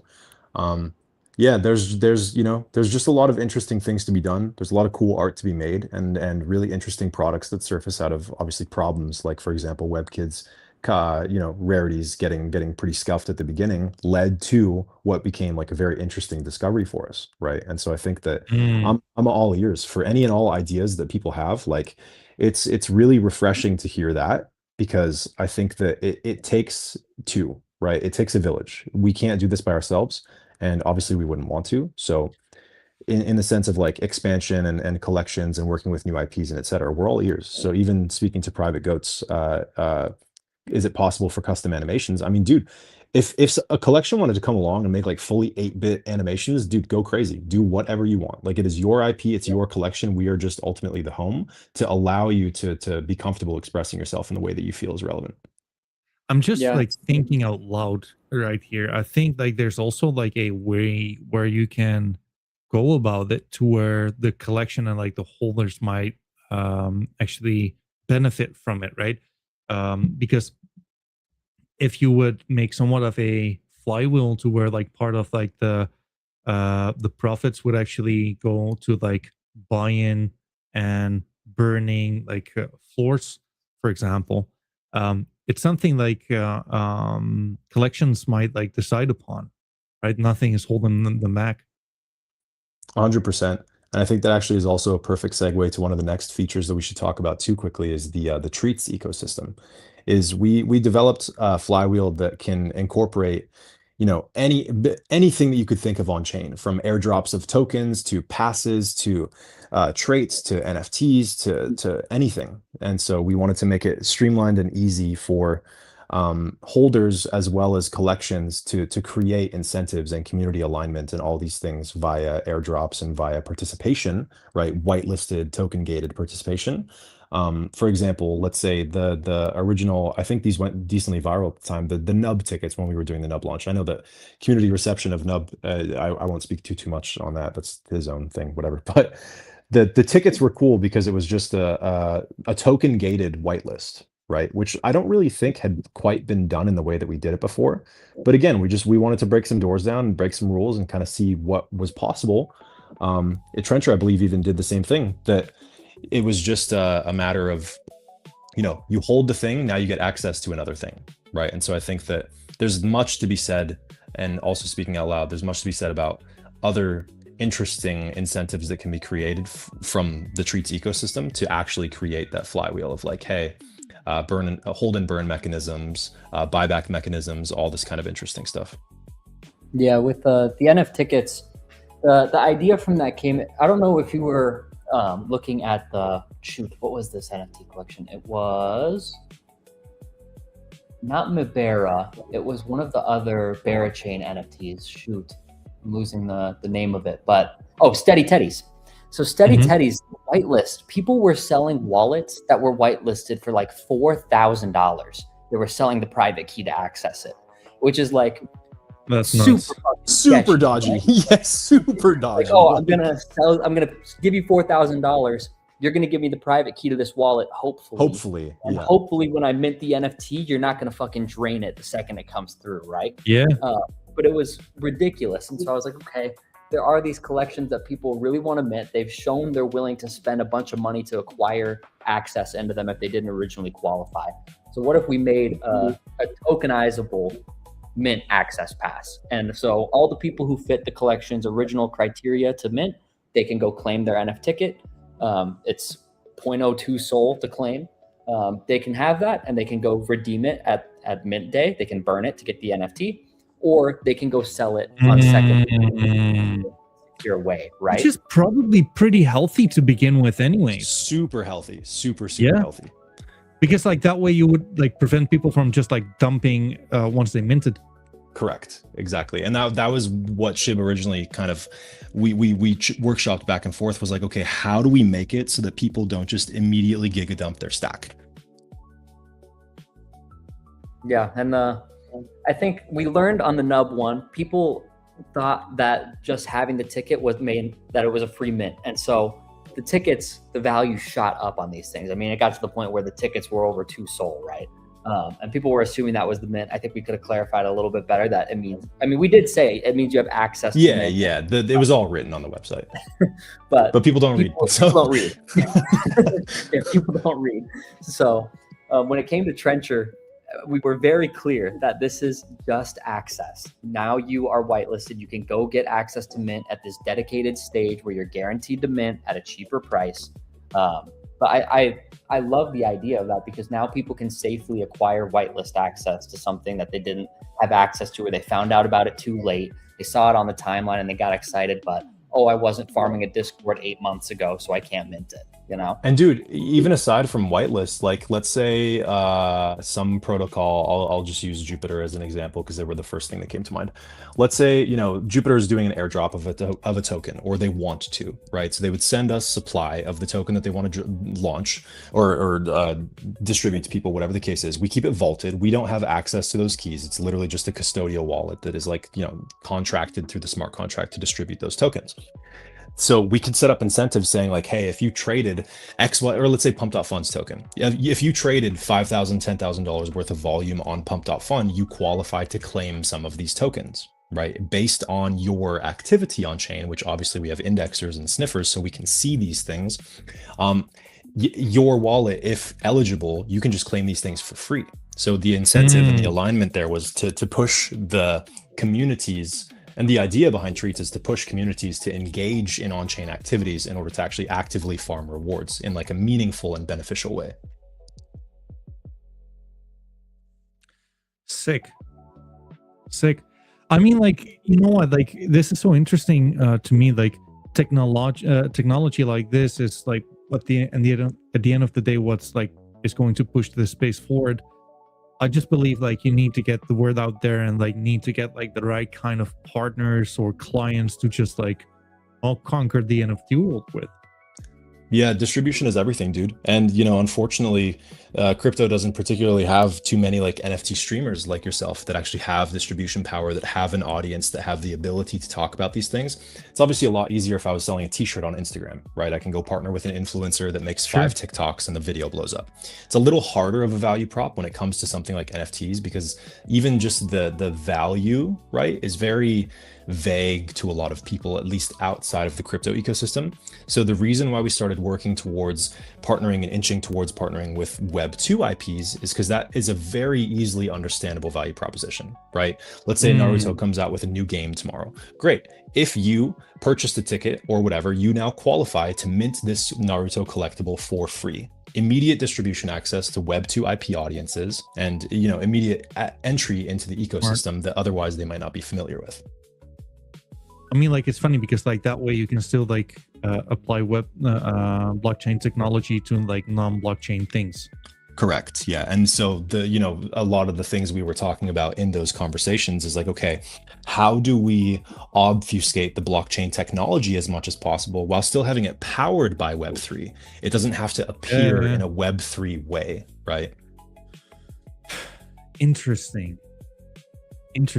So like how far is like that part of the business compared to just like I mean, like, it's all NFT technology, it's all blockchain technology, but like where's like the Web 2 part at versus where's the Web 3 part at? Yeah, good question. I think it again really depends on like the appetite for these IPs, for these Web 2 conglomerates, and for these projects and stuff. Sorry, I kind of lost you there, Toch, for a second. Oh, sorry. Can you hear me now? Yes. Great. Okay. I was saying that it kind of depends on, I think, the wherewithal and the appetite for those groups, those conglomerates, those IPs of what they want to do. And our job is effectively just to make that possible, right? In the sense of, and to not to be a vague asshole about it, in the sense of, I suppose I'll anchor it to a concrete example. Let's say there's a new Jujutsu Kaisen season coming out. Right. They want to sell some merchandise and they want to distribute it to a new digital native audience. Cool. We can give them the opportunity to do that, whether it's via a Jujutsu Kaisen collection, right? Or collectibles, right? Or merchandising or whatever product they want to put in front of people. There's a way for us to distribute it kind of organically within our ecosystem, in the sense that they could even have, you know, privy connected wallets and all of these different, you know, interesting, complex technological layers. All the user sees is log in with Twitter, log in with Instagram, then claim your thing. Great, awesome. They don't have to know any of the underlying technological stuff to access that product, right? And so it's and we're kind of, I think, one of the only people like thinking about these things this far, I suppose. because I don't know if a lot of these these solutions providers have actually considered these things before, because they're very Web3, right? They're Web3 native. And so I don't know if many of them are thinking too hard. For example, Privy, and I don't mean to throw them under the bus by any means. I actually don't know particularly do what it. they're working on. I love drama. Well, who knows what Privy's working on, right? But I think that Privy should position themselves a little bit more towards Web 2 in the sense of allow Instagram OAuth, bro. Do you know how fucking easy that shit is? Mint a token for Instagram. There you go. Boom. Somebody can just log in through Instagram. Now they have an embedded wallet via their actual social media. They don't have to connect Telegram. They don't have to connect any of this stuff they may not be familiar with. You could instead get them to interface with an app they use 17 times a day. Right. So it's kind of the impetus is on those solutions providers, I think, to create or rather to remove the blockers for those audiences to take part in this ecosystem, because then it becomes a lot easier for us to produce products and actually have ideas to give those people what they want. And to add to that, I will say, I mean, we do have a lot of Web2 IPs that we've been in talks with for months about what the right opportunity for them to come into the ecosystem is. And there's just a little bit of matchmaking with the right Web3 partners that fit their brand, you know? Absolutely. So, but then it's also this like confliction of like, does the Web3 person want to work with that IP, and like, what does it mean for them in the future, and all these kind of politics that go into play with it, right? I'll tell you guys this much though. I mean, like, I'm quite elbow deep within the Solana ecosystem. Like, I'm pretty tight with pretty much fucking all of them. If there's anything or like anyone you would like to reach, right? Happy to help. Yeah, I would love that. That would be phenomenal. I guess how much can I say is the question. It really is the question, because I know that Japanese NDAs can be pretty severe. But I guess we'll say some Japanese anime and game studios and stuff do want to make Web3-esque products. It's just a matter of like, okay, what is the format for that product? Is it an NFT? And if it's an NFT, is it a new collection, or is it an installation or an installment into an existing collection? If it's an installment, you know what I mean? All these ifs and whats. If it's an installment into an existing collection, does that existing collection want to partner with that IP over the long term? Because I think that what we found in Web3 is a lot of short-term thinking, which is okay. Like, that's completely valid. Yeah. But these IPs, dude, they're thinking like 50 years ahead. They're not thinking a year or 2 years from now. They're thinking, okay, how does this product become a mainstay in 25 years? Well, I will tell you this though, and like, this is to be disputed. I do think like this is probably where the communities or like the collections which basically survived the bear market would come in quite handy, right? Let's say like names like Kleinosaurus, DGOTS, SMB. There's more value to that, in my opinion, in this particular case, than something to where we quite literally just slipped over banana peel, minted, went sky high, and who knows what it's going to do in like 2 months from now. Absolutely. And I think that this is where we start to circle back to the conversation of roadmaps and white papers, right? That they are actually important. They're like a feasible thing that gives your community like a sense of direction, right? Or like where you plan to take this. Is it Andrew that runs Kleinosaurus? Camp, I believe. I'm not sure if that. Okay, I don't remember the guy's name, but I'd spoken to, I think, the CEO of Kleinosaurus very briefly. But I wanted to get on a call. We never actually ended up getting on a call. I don't really know what happened or why. I imagine maybe they were working on some other products with, I believe, Sui at the time. I know they did packs as well, but it was for like, again, a brand new diminutive thing, which like didn't really have to do. You know what I mean? I think that there's a lot of room to talk to really any collection. So obviously I'm more than happy to get in touch with anybody, and I'm very grateful for everything you're saying here. I think that, it's just a matter of like, do they want to create a new interesting product or a vehicle of their current IP that can feasibly reach those new audiences and create more meaningful revenue? I will say, I think the perfect, like, to just throw a name out there, I think the perfect existing collection that's big to partner with us would be like a DGODS, you know? They've done so much experimental shit before. They bridge to ETH, they bridge back, they've done all the seasons, you know, like they're the most, I would say, like creative and trying new things in the NFT space on Solana, you know? I just personally haven't been able to get a hold of anybody over there. It's a kind of a walled garden sometimes. Well, I mean, like, thank fuck you're talking to a DGOT, Will. Let's have a chat on this like after. But like, I'm happy to connect you guys. Let me just like ask you guys this. Let's say if I'm a NFT collection, right? And for whatever reason, I'm not liking the changes like implemented into the collection. Can all of it be undone? Absolutely. Yes, but in the sense of like, sorry, go ahead. I would say you're going to do a lot of your holders dirty by undoing that. You know, if Sure. they've spent time, they've spent money, they bought stuff off secondary or off primary, you're going to have to weigh that risk as well. Are going to have to like worry about making it right with those holders, because there are going to be a lot sure. of people that enjoy it, even if you as the creator don't.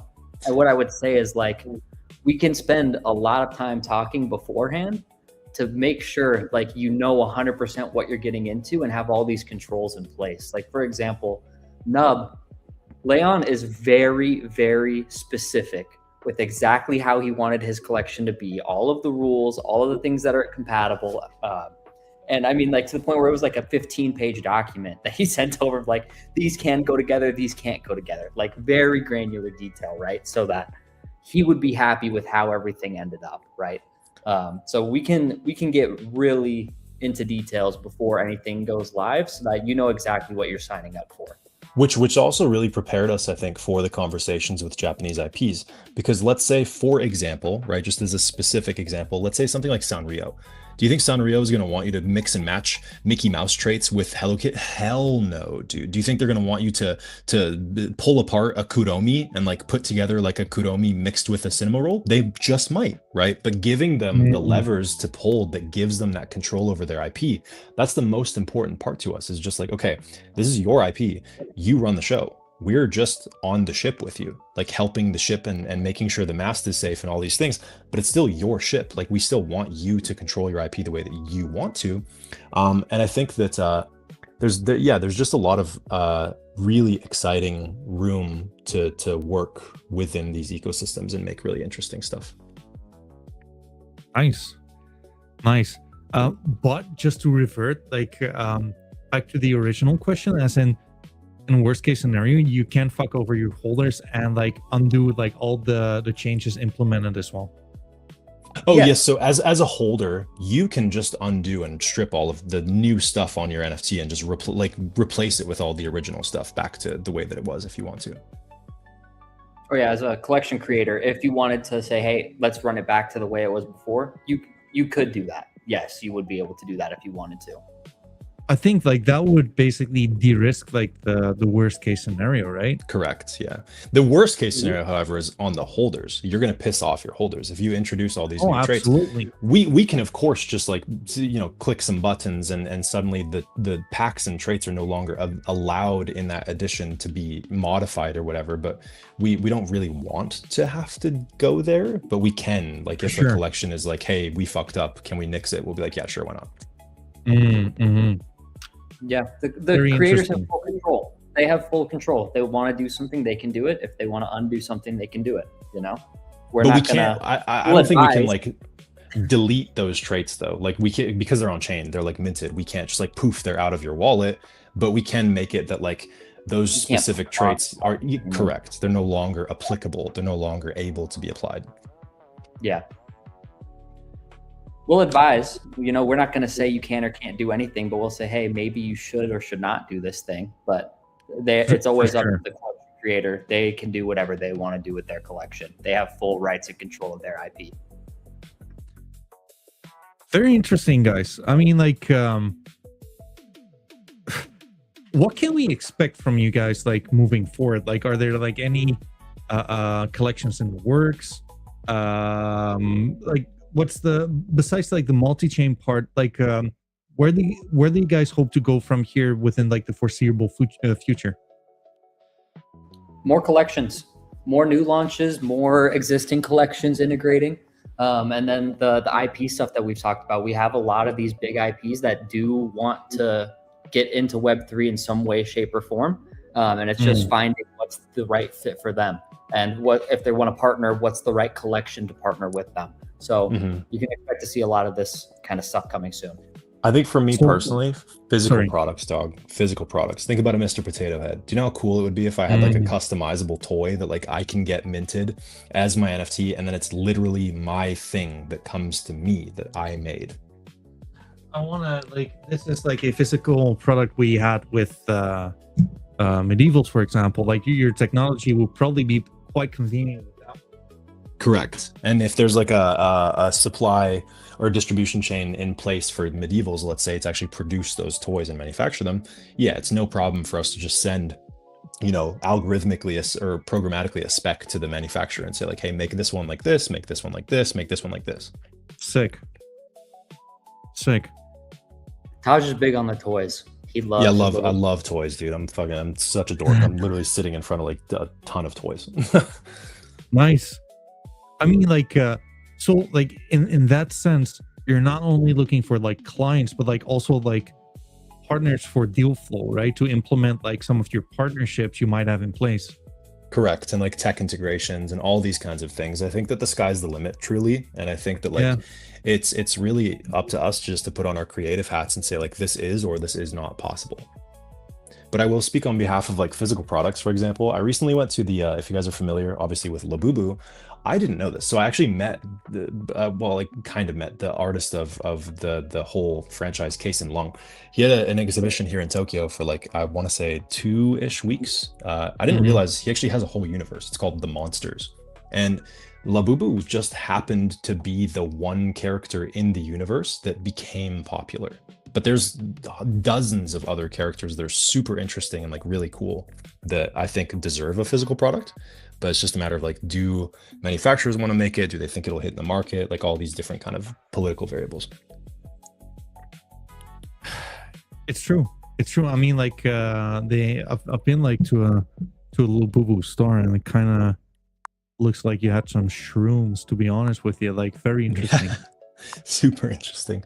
But yeah, I think it's like it's artists like that, you know, that are kind of hell-bent like Trencher on just creating a universe, right? More than just a collection. They're trying to create a story. There's a narrative. There's a thread that binds all of them together. And I think that thread is a perfect sandbox to play in for like what products can we create out of this.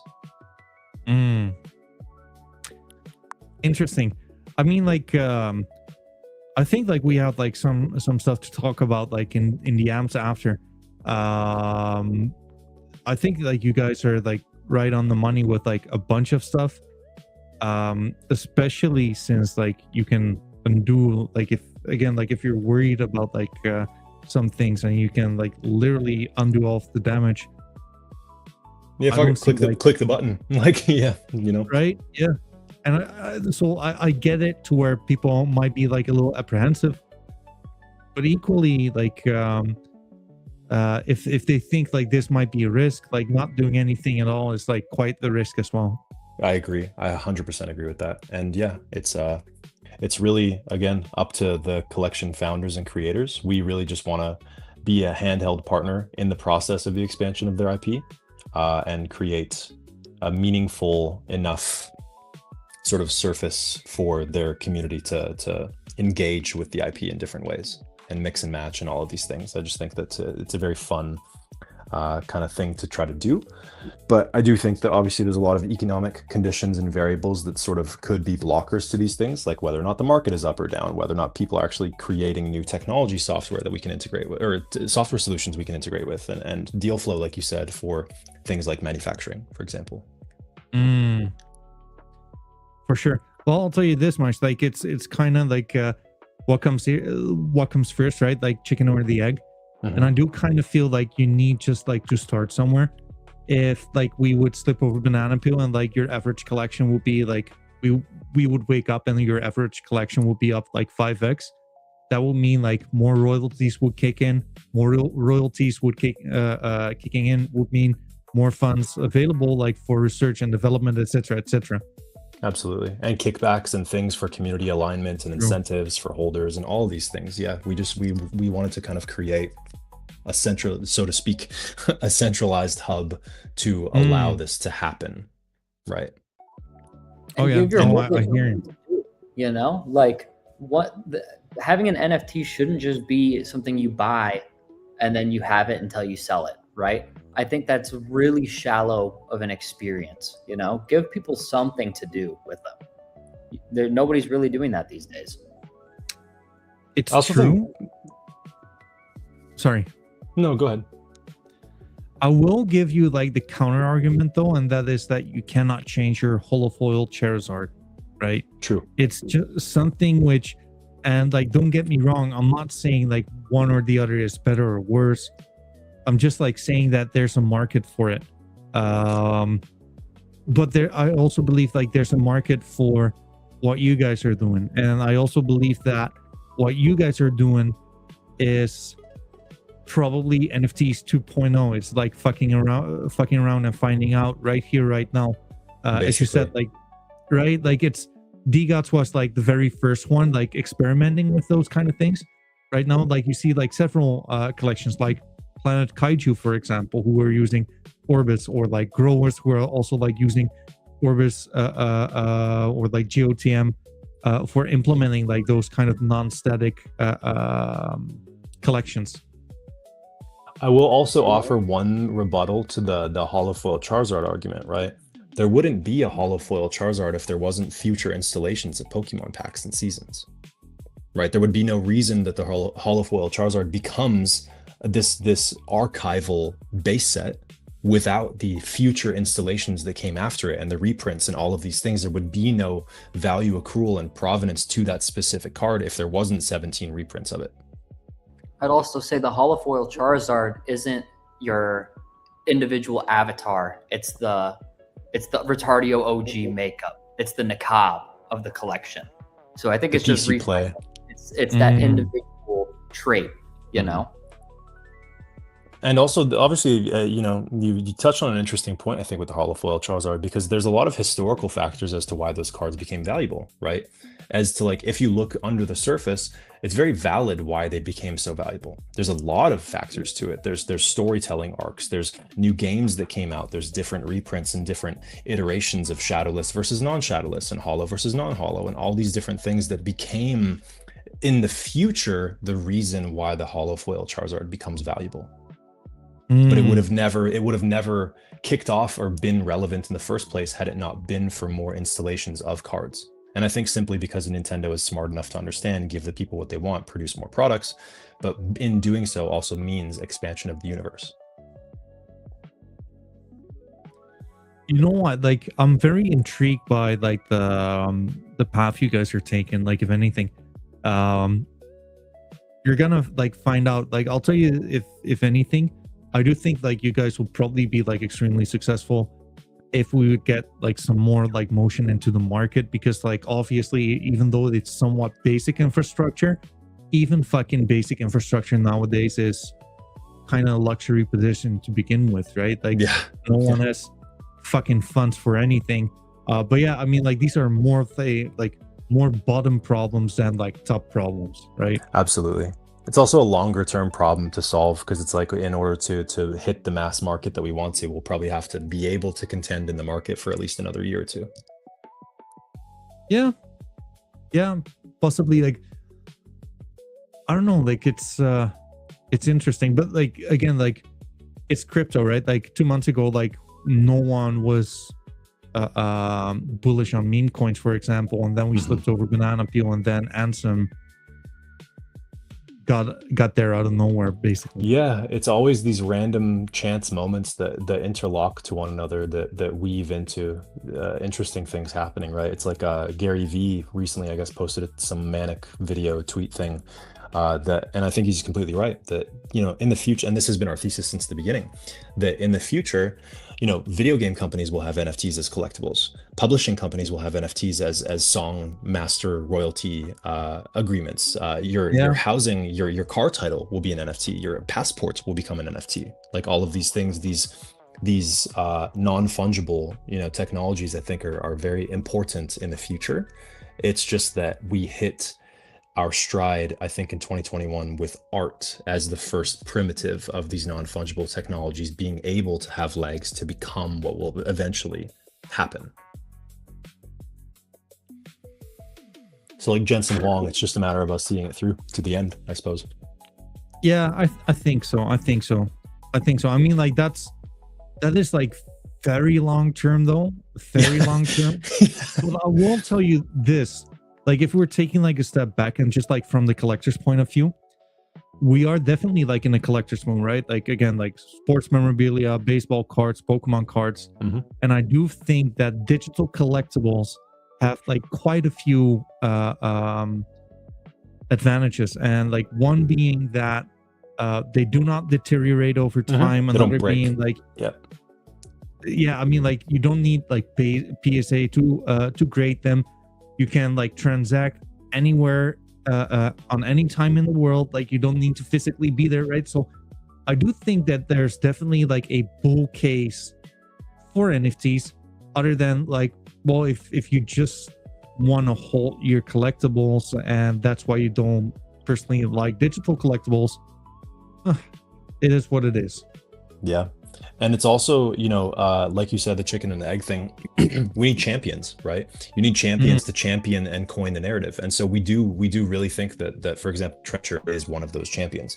It's just that champions take time to become champions, right? You have the hero's journey.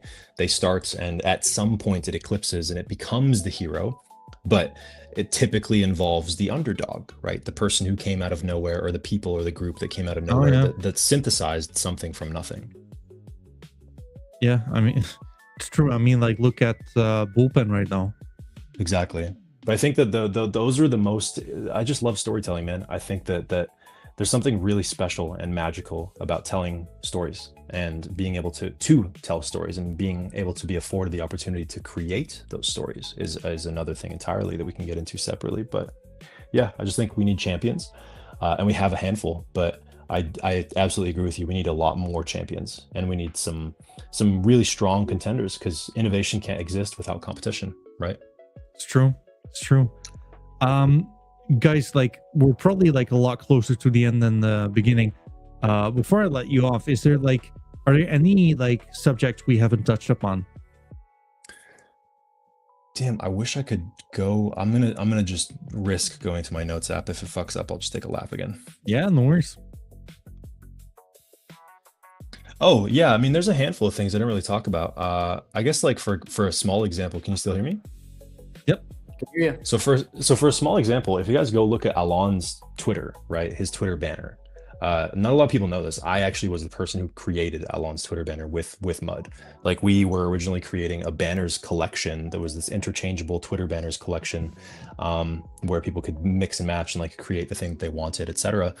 But Alon and I were talking, and he was like, "Hey man, would you be down to make me a banner?" Because I originally made him a one-of-one WebKids that was for him, that I gave to him a long time ago. He was actually the first person interested in my collection in the first place, which was awesome to hear. But yeah, I mean, there's a lot of lore, I think, that a lot of people don't really know about myself or about our team, and the things that we've done in the background. But, you know, we created packs ultimately as a vehicle, and they are fully randomized, cryptographically verifiable. And I think that itself is very important technology. And so I think that I'm excited to see who else is creating what they consider to be important technology. Because like I said, you know, one day your passport's going to be an NFT, your car insurance, real estate deeds, et cetera, et cetera. And I suppose to cap things off, as far as like things that we have been working on in the background, I mean, we were hard at work designing like a mini app for, you know, what is the biggest social media app in Asia, hint, hint. But we find ourselves, I think, in these positions where we happen to be ahead of a lot of the other people in the market. But, you know, it's neither here nor there. But I do think that we're gonna continue just making very interesting things and surfaces to bridge Web 2 and Web 3 and create more alignment and structures and flywheels for more entrants to enter into the marketplace and feel comfortable you're doing cutting so. out, brother. Oh shit! Can you hear me? Hello. I can hear you. Yeah. It's Okay, where did I end off?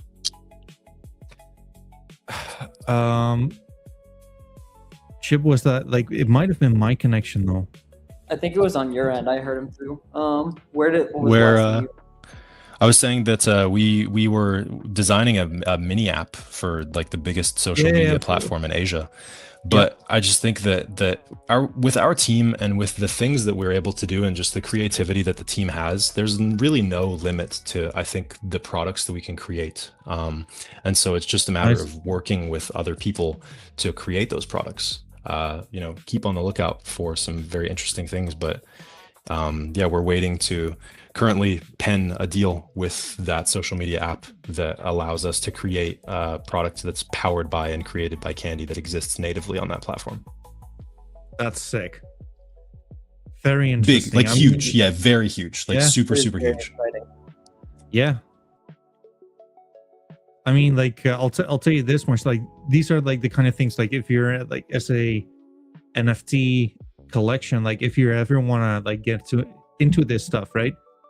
You also want to be like early with getting the right kind of partnerships, because Absolutely. Like it's a leverage bet on these things. 100%. Yo, Grizz just joined the chat. What's up? Shout out Grizz. For those unfamiliar, that is the artist and the founder and creator of Trencher. Yeah, if you haven't chatted with her, you definitely have to have her on. She's 100%. Amazing. And just a super interesting person, dude. Like, nice. I mean, like, Chris, there you have it. Like, there's no turning back now. I'd love to have you on. The contract has been signed. Yeah. The Bitcoin has been sent. No consent, but like, all jokes aside, I would love to have you. I like your ecosystem, right? Like, Coach Ship, I think like you guys are, you know your shit, and you're passionate about like the industry we're in, and I do believe that players like you are going to make the difference. I'll tell you guys this much: I don't think that like the established players right here, right now, a OpenSea, a Magic Eden, a Tensor, it does not appear to me like they're about to make the difference. No. It's probably going to be like some kind of an underdog with just like a few thousand followers, all to make a difference. Look at Bullpen, look at DGOTS back in the day. Who are we kidding, right? Right. So like, dude, like let's have a chat sometime soon, because like I do kind of feel like there might be like some room to do some fun things together. But like I'm super fucking excited to see where you guys are going at.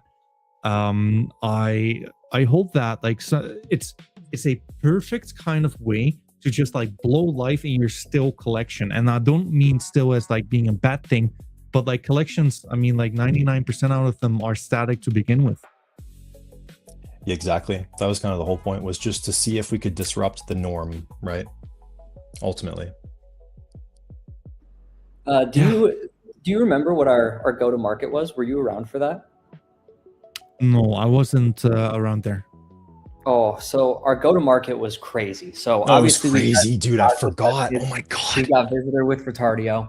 And so we're like, okay, what is the craziest thing that we can do? And wait, can I just interrupt you there? What, like, was it to where like you kind of blacklit all of the Retardios and like the pink tapes? Yes. Like, yeah, we put pink tapes by Candylabs on every single NFT for Retardio and for WebKits, just overnight every single one of them. And people went crazy. Oh, you can mess with people's art. Candylabs is doing this, they're doing that. And then there's the people that are like, oh shit, something's coming. And you go to the website and you could just take off the tape and you could tokenize it. And so we let it sit for 7 days. People could tokenize it if they wanted to. And if they didn't by the 7-day timer, we took them off all the ones that hadn't tokenized it.